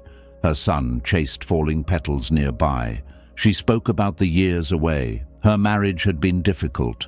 Her husband had died. She had worked in another village. She had written letters and destroyed them. She had blamed Toma for not coming to find her. Toma listened. He wanted to defend himself. He wanted to explain every year. He wanted to say he had asked travelers for news. He wanted to list all the ways he had suffered too. Then he remembered the tree. The dead branch had not become living because he argued with its condition. He had needed to see it clearly. So he listened. Not every statement was fair. Not every memory matched his own. But pain does not always tell its story neatly. Sometimes listening is the first way we stop adding another wound. When she finished, Toma said, "I am sorry I let silence grow between us." He did not say, "But you also stayed away." He did not turn the apology into a trade. His daughter looked at him. "I am sorry too." The words did not repair every year. They were not meant to. They opened a place where something new could begin. Buddhist teaching reminds us that no fixed self stands behind all our changes. We are not only the person who failed, not only the person who left, not only the person who waited. We are shaped by conditions, choices, and understanding. Because we are not fixed, healing is possible. The tree was not the same tree it had been before the branch died. Toma was not the same father. His daughter was not the same child. Yet relationship remained possible. not by returning to the old shape, by allowing a new one.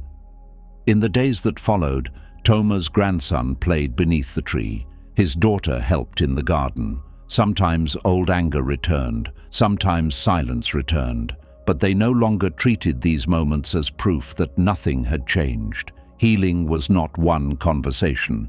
It was a practice, a way of choosing the living branch again and again. One morning, a single flower loosened from the highest branch. It fell before sunrise. Toma's grandson found it on the ground. He lifted it carefully and ran toward the tree. "Can we put it back?" he asked. Toma looked at the fallen flower. It had opened for only one night. The child believed anything beautiful should be saved from falling. Toma knelt beside him. The next lesson had already reached the earth. And this is where the next story begins. Toma knelt beside his grandson. The boy held the fallen flower in both hands. "Can we put it back?" he asked. The flower had opened during the night. By morning, it was already on the ground. This story begins with something beautiful that did not stay long enough for anyone to feel ready. We know this pain. Some people leave early. Some joys end before we understand them. Some chances appear for one brief season and disappear before we learn how to hold them. Then the heart says, it was too soon, as though life had promised us more time.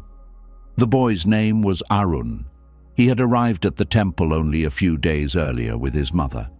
Everything in the garden was new to him. The pond, the bells, the old tree, the white flowers that opened in darkness and fell before the morning meal. Arun had noticed one flower the evening before. It was still closed then. A small pale shape near the highest branch. He had pointed to it. "That one will be mine tomorrow," he said. Toma smiled. "No flower belongs to us." Arun thought his grandfather was only speaking like an old man. He had already made a plan. He would wake early. He would watch the flower open. Then he would show it to his mother. Perhaps he would place it beside her bed. Perhaps she would smile. The flower had become part of a future Arun had created before it even opened. This is how attachment begins. Not always through greed, sometimes through love. We see something beautiful and immediately move it into tomorrow. We imagine what it will become, who will see it, how long it will remain. We stop meeting the thing as it is because we are already asking it to continue. Arun woke late. By the time he reached the garden, the flower had fallen. He found it in the grass beneath the tree. One side was bruised. A few petals were already folding inward. He ran to Toma. "Put it back." Toma took the flower gently. "The branch has already released it." "Then tie it." "It will still not grow." "Use string. The string may hold the flower. It cannot return its life." Arun's eyes filled with tears. He did not want an explanation. He wanted the flower on the tree. This is important. When someone is grieving, truth can feel cruel if it arrives before tenderness. Toma did not tell the boy that everything dies. He did not speak about impermanence as though it were a lesson Arun should accept quickly. He sat beside him. Together they looked at the flower. The boy touched one soft petal. "It opened without me," he said. "Yes." "It fell before I came." "Yes. That is not fair." Toma understood. We often call impermanence unfair when change does not wait for us. The person dies before we apologize. The child grows while we are busy. The season ends before we rest. The opportunity closes while we are still deciding. We believe life should pause until we are ready to notice it. But the flower did not open to be watched. It opened because the conditions for opening had arrived. Night, air, water, the living branch. Then the conditions changed. The flower fell. No one had been punished. Nothing had gone wrong. Still, Arun's sadness was real. He had wanted to witness the opening. He had wanted one more morning. Toma placed the flower in the boy's palm. "Do you think it was useless because you did not see it on the tree?" Arun nodded. Toma pointed toward a small moth resting beneath a leaf. "That moth came during the night." "How do you know?" "I saw it." "What did it do?" "It drank from the flower." Arun looked again at the fallen petals. Toma continued. "The flower opened when the moth needed it, but I needed it too." "Yes." The simple answer surprised him. Toma did not say the moth's need was greater. He did not say Arun was wrong to feel sad. Several truths could exist together. The flower had served life. The boy had missed its opening. The beauty had been brief. The sadness had still arrived. Buddhist teaching does not ask us to deny the pain of impermanence. It asks us to see that pain clearly without turning it into a demand. This should not have changed. This should have lasted. This should have waited for me. The demand makes the natural loss heavier. Arun tried to press the stem against the branch. The flower fell again. He pressed harder. One petal tore. The boy froze. Now his attempt to save it had caused more damage. We recognize this too. We hold on so tightly that we injure what we love. We ask someone who is leaving for promises they cannot keep. We keep a dying dream alive with anger. We force a relationship to remain in an old shape. We say we are protecting it, but sometimes we are only protecting ourselves from the pain of seeing it end. Arun began to cry again. "I broke it." Toma shook his head. "It was already falling apart." "I made it worse." "Yes." Toma said this gently. Compassion does not require falsehood. The boy needed kindness. He also needed truth. "What do I do now?" Arun asked. Toma looked at the garden floor. Several other flowers lay beneath the tree. Some were fresh. Some had turned brown. Small insects moved among them. The earth was already receiving what the branches had released. "Place it down. Then it will be gone. It will change." That means gone. Not always. Toma lifted a handful of dark soil from beneath the tree. Old flowers became part of this. Arun stared at the soil. The flowers are dirt. They became part of the earth. The earth fed the roots. The roots fed this flower. The boy looked from the soil to the fallen blossom. The shape would not remain. The white petals would disappear. But disappearing from one form was not the same as becoming nothing. This is one of the deepest Buddhist lessons. Nothing stays separate forever. The body returns to the earth. Water returns to the sky. Leaves become soil. A kindness enters another person and continues in ways we may never see. The form ends. The conditions continue. Arun placed the flower beneath the tree. Then he picked it up again. "I am not ready." Toma nodded. Readiness cannot always be commanded. Sometimes letting go happens in small movements. We place the thing down. We pick it up. We place it down again. The heart learns slowly what the mind may already understand.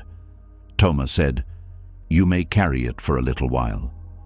Arun held the flower near his chest. He walked through the garden with it. He showed it to his mother. She told him it was beautiful. He became angry. "It was more beautiful before." "How do you know?" she asked. He did not. He had imagined it. Sometimes we grieve not only what was, we grieve what we believed it would become. The future that never happened can feel as real as memory. Arun sat beside the pond. The flower rested in his lap. Sunlight touched the petals. One loosened. It fell onto the water. The boy reached for it. The petal moved beyond his fingers. He almost entered the pond after it. Then he stopped. The petal floated. It turned slowly. For the first time, Arun watched something leave without trying to catch it. The petal reached the other side and became caught among reeds. A small insect landed on it. Aaron saw this and smiled through his sadness. The flower was still changing. It was no longer following his plan, but life had not stopped using it. By afternoon, Aaron returned to the old tree. He dug a small place in the soil with his fingers. He placed the flower inside. He did not bury it deeply, only enough to keep the wind from carrying it away. Then he looked at Toma. Will another flower grow here? Perhaps. When? I do not know. Aaron did not like uncertainty, but he accepted the answer. Not every act of release gives immediate proof. We plant, we wait. Sometimes something grows, sometimes it does not. The value of releasing cannot depend only on what comes next. It may be right simply because the holding has ended. That night, Arun asked if he could sleep beneath the window facing the tree. He wanted to wake before the flowers opened. His mother agreed. Before dawn, he rose. He went to the garden while the stars were still visible. Several flowers began opening. Aaron watched quietly. He did not point to one and call it his. He did not ask how long it would stay. For a few moments, he simply saw them. This is what mindfulness gives us, not permanence, presence. The flower still falls. The morning still ends. The person still leaves. But we are there while the moment is alive. We stop demanding tomorrow from what is offering itself today. When the sun rose, one of the flowers loosened. It fell near Arun's feet. He bent down. His hands moved toward it, then stopped. A younger child had entered the garden. She ran toward the flower and picked it up. Arun felt the old desire rise. That was the flower he had watched. He wanted to say it belonged to him. Instead, he looked at the child's delighted face. He allowed her to carry it away. Toma saw everything. He did not praise the boy. Some lessons become smaller when we turn them into performance. Arun simply stood beneath the tree. Another petal fell onto his shoulder. He left it there. Later that morning, the younger child began collecting every fallen petal in the garden. She filled both hands, then her pockets, then a small basket. She believed none of them should be left behind. Arun watched her struggling to save them all. He recognized the fear. The next story had already begun. It belonged to the child who tried to save every petal. The younger child gathered every fallen petal she could find. She filled both hands, then her pockets, then a small basket. Still, she kept searching. This story begins with a child who believed that loving something meant saving every part of it. We know this feeling. When something beautiful begins to end, we try to rescue all of it. Every memory, every object, every word, every small sign that proves it was once alive. We fear that leaving even one piece behind means we did not care enough. The child's name was Neela. She had come to the temple with her aunt, who helped prepare food for the monks. Neela was 7 years old. She loved small things, bright stones, bird feathers, seeds shaped like stars, pieces of thread from old prayer cloths. Her sleeping mat was surrounded by little objects she had collected. She remembered where each one came from. This stone was from the river. This feather fell near the eastern gate. This red thread came from a robe that had been repaired. Nothing was useless to her. Nothing should be forgotten. That morning she found the white petals beneath the old tree. Some were still soft. Some had brown edges. Some had already been stepped on. Neela knelt and began gathering them. Arun watched from nearby. "What will you do with all those petals?" he asked. "I will keep them." "Why?" "So they do not disappear." Arun looked at the petals. He had tried to save one flower the day before. Now he understood the hope inside her answer. Still, he asked, "Where will you keep them?" "In my basket. And when the basket is full, I will find another." This is how holding grows. At first, there is one thing we cannot release. Then everything connected to it becomes important. One letter, then every message. One photograph, then every object in the room. One memory, then every detail of the final day. We tell ourselves we are preserving love, but sometimes we are building a place where nothing is allowed to finish.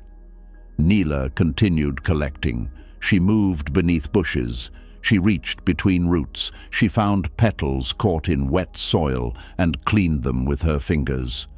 Her aunt called her for breakfast. Neela did not answer. A bell rang. The other children went inside. Neela stayed beneath the tree. She was afraid the wind would come while she was gone. The wind might carry the petals beyond the wall. Then she would never find them.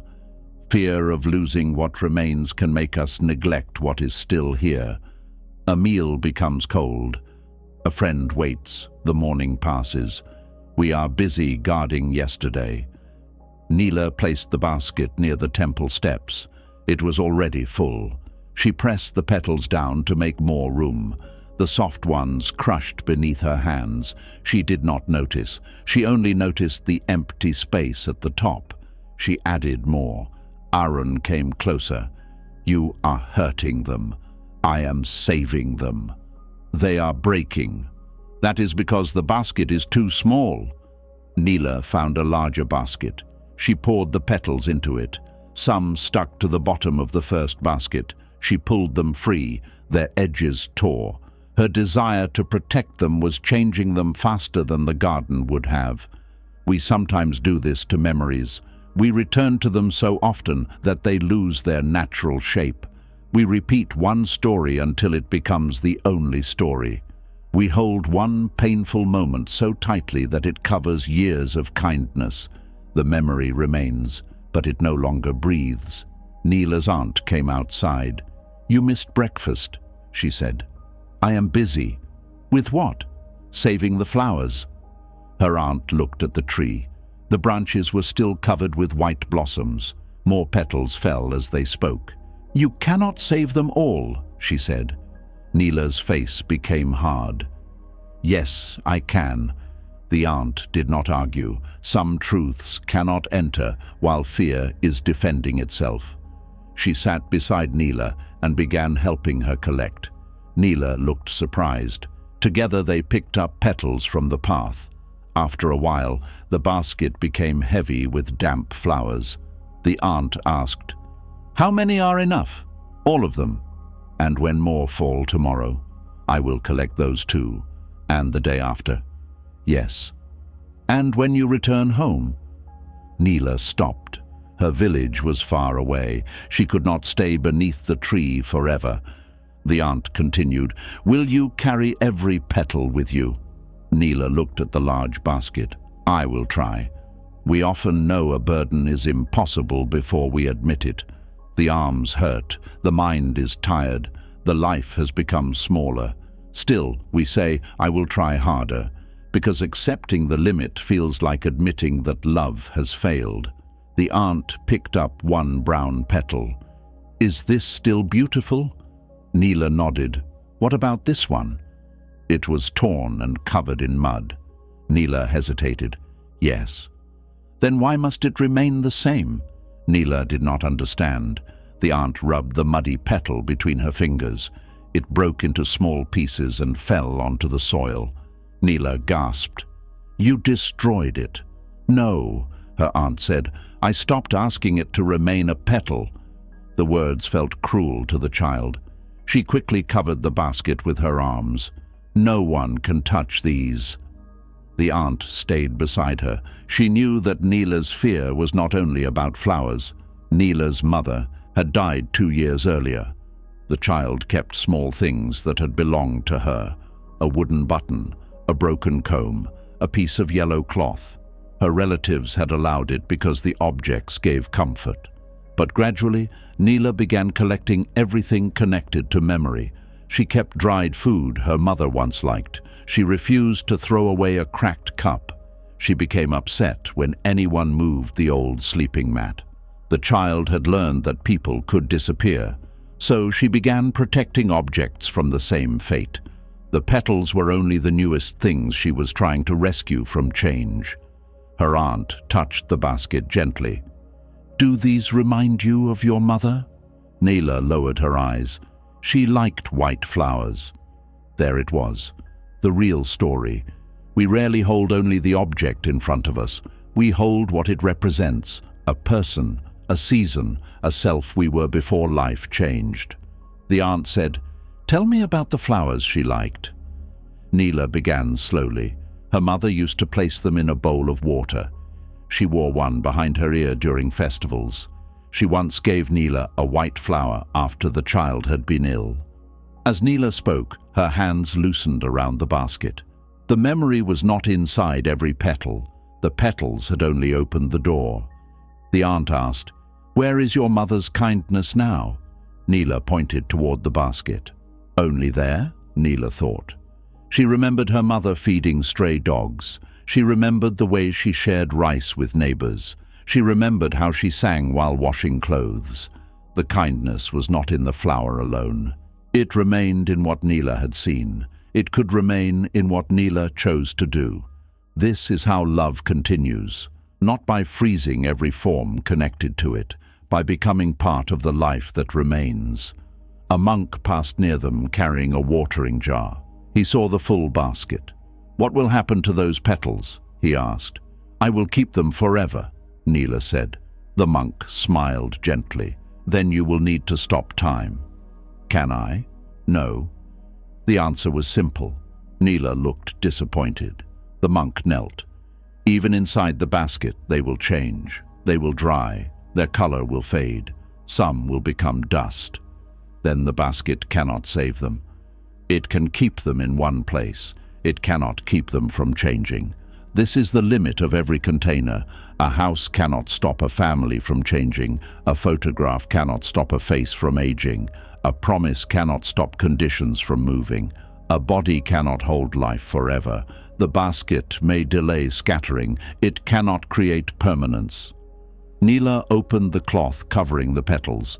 The ones beneath had already become warm and wet. Some were turning dark. She had gathered them to protect their beauty. Now the closed basket was taking their softness away. Attachment can become like this. We close our hands to keep something safe. Then air cannot enter. Light cannot enter. The thing we love is no longer allowed to move naturally. Neela began to cry. "I should have left them." Her aunt held her. "You did what you knew. This matters.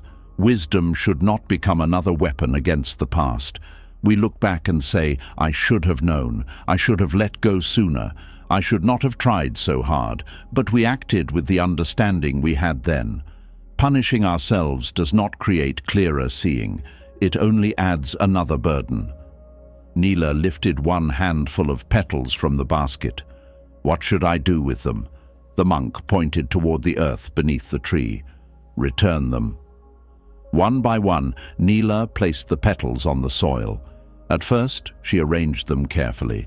Then she understood that the wind would move them. So she stopped arranging. Arun helped her empty the basket. Some petals landed near roots. Some entered the grass. Some blew across the path before they reached the ground. Neela watched them go. She did not chase everyone. She kept one white petal in her hand. Her aunt saw it, but said nothing. Letting go does not always require releasing everything at once. Sometimes one small piece remains until the heart is ready. Neela carried the petal to the kitchen. She placed it beside a bowl of rice meant for an old woman who lived near the temple. "My mother liked helping people," she said. "Then let the memory become help," her aunt answered. Neela took the food to the old woman. By the time she returned, the petal had fallen from the bowl. She did not know where. She felt sadness. Then she noticed the empty basket near the tree. It was light again. Her hands were free. Beneath the tree, the petals were slowly becoming part of the earth. They were no longer being saved from change. They were entering it. And this is where the next story begins. The petals rested beneath the tree. Some were still white, some had turned brown, Some were already sinking into the wet soil. This story begins with what seemed lost, becoming part of something no one could yet see. We know this fear. When something changes beyond recognition, we think it has disappeared. The flower becomes dust. The voice becomes memory. The old life becomes something we can no longer return to. And because we cannot see the new form clearly, we call it an ending. Neela stood beside the empty basket. The petals she had tried to save were now spread across the earth. The wind moved a few. Rain pressed others deeper into the ground. Small insects passed over them. Nothing looked special. No one walking through the garden would have known how carefully the child had gathered them. No one would have known that some reminded her of her mother. This troubled Neela. "They will be forgotten," she said. Her aunt stood beside her. "By whom?" "Everyone. Does the earth need to remember their names?" Neela looked confused. She had believed remembering was the only way something continued. If no one spoke about the flower, perhaps it was truly gone. If no one remembered her mother one day, perhaps her mother would disappear completely. We often carry this fear. We repeat stories because we do not want someone to vanish. We keep their objects. We speak their name. We become frightened when details begin to fade. The exact sound of laughter, the way they entered a room, the words they used often. Memory changes, then guilt arrives. How can I forget someone I loved? But memory is not a perfect container. It is alive, it moves, it loses some details and keeps others. Love does not become false because the image becomes less clear. Neela knelt and touched the soil. A brown petal broke beneath her finger. She pulled her hand back. It is becoming nothing. The monk who had helped her empty the basket was nearby. He heard her. He picked up a handful of soil. "Is this nothing?" "No." "What is it?" "Earth." "What is inside it?" Neela looked closely. Tiny roots, small stones, dry pieces of leaves, parts of insects, things too small to name. The monk said, "The earth is full of what no longer has its old shape." Neela thought about this. The soil beneath the tree had once been many things: leaves, rain, wood, flowers, perhaps the remains of animals. None of them stayed separate. Together, they became the ground.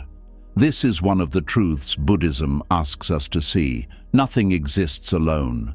The flower depends on the tree depends on soil, the soil depends on rain, decay, insects, and time.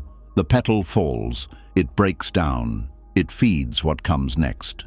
The form ends, the relationship continues. Neela looked up at the white flowers still growing above her. Did old petals help these? Yes.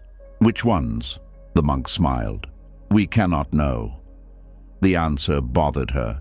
She wanted to point to one flower and say, "This came from the petal I saved." She wanted proof. This is another way attachment remains. We release something, but still ask to control what it becomes. We give kindness and want to know where it goes. We teach and want to see the result. We forgive and want the other person to change. We let go, but quietly keep a rope tied to the future. The earth gives differently. It receives without naming. It changes what enters. Then it supports life without asking which piece deserves credit. Neela's aunt brought a small wooden tool. She loosened the soil around the roots. The fallen petals mixed with the dark earth. Neela watched until she could no longer separate one from another. At first, this felt sad. Then something softened. The petals were not lying forgotten. They were becoming useful in a way the basket had prevented. Inside the basket, they had begun to rot without air. In the earth, the same change became nourishment. The difference was not whether they changed. They would change anywhere. The difference was whether the change was resisted or allowed to serve life. We cannot stop impermanence, but we can choose what kind of space receives it. Grief locked away may become bitterness. Grief allowed to move may become compassion. Failure hidden in shame may become fear. Failure examined honestly may become wisdom. Pain does not automatically make us better, but when held with awareness, it can feed something living. Neela asked, "Will my mother become part of the earth too?" Her aunt became still. The child had never asked so directly before. "Yes," she said. "Then where is she now?" Her aunt did not rush to give an answer she could not prove. "She is not here in the way she once was." Neela's face tightened, but some of what she gave continues. Where? In you, in me, in the people she helped, in every kindness that grew from knowing her. Neela looked at her hands. Her mother had taught her how to wash rice, how to carry a cup without spilling, how to cover food before.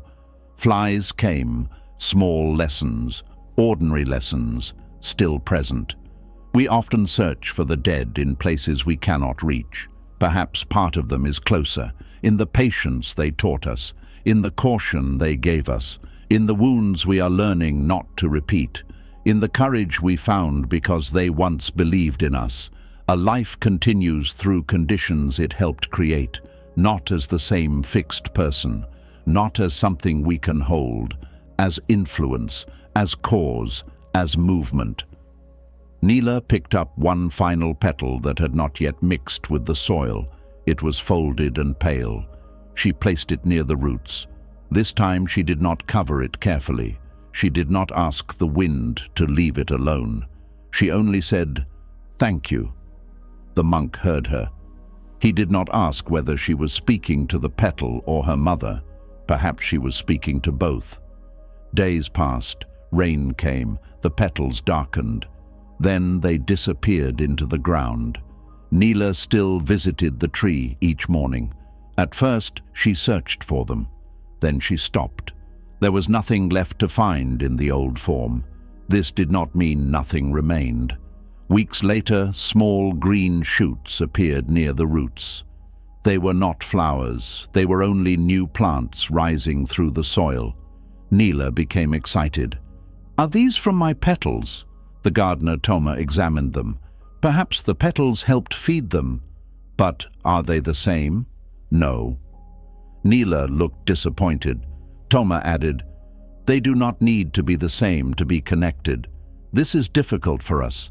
We want continuation to look familiar. We want the next home to feel like the old one.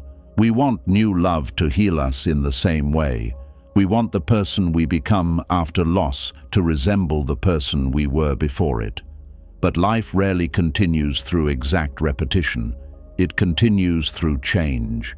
The new shoots did not look like petals. Still, the petals had become part of the conditions that allowed them to rise. Neela began watering the small plants, not because she believed they belonged to her mother, because they were alive now. This was the deeper lesson. The past deserves respect. The present deserves care. When we spend all our love trying to preserve what has ended, we may have little left for what is beginning. Neela cared for the shoots. Some survived, some did not. One was eaten by an insect, another dried during a hot week. Neela felt sad, but she did not place baskets over them. She was learning that care does not guarantee permanence. We water, we protect when we can. We allow life to have its own conditions. Months later, one of the plants produced a small blue flower, nothing like the white petals from the old tree. Neela stared at it. Her first thought was disappointment. Then she laughed. The earth had not returned what she gave in the same form. It had made something different, something new. She called her aunt. Together, they sat beside the blue flower. Neither picked it. They simply watched. Near the temple workshop, an old potter had also been watching the garden. He had spent years trying to recreate one perfect bowl that had broken long ago. Every new shape disappointed him because it did not resemble the first. When he saw the blue flower rise from the place where white petals had disappeared, he understood that the earth never tried to make the old flower again. It used what remained to create another form. The potter returned to his wheel. A lump of clay waited beneath his hands. For the first time, he wondered what might happen if he stopped forcing it to remember its former shape. If these stories are helping you let go, heal, and see life with a calmer mind, subscribe and continue this journey with us. More Buddhist stories and simple life lessons are waiting for you.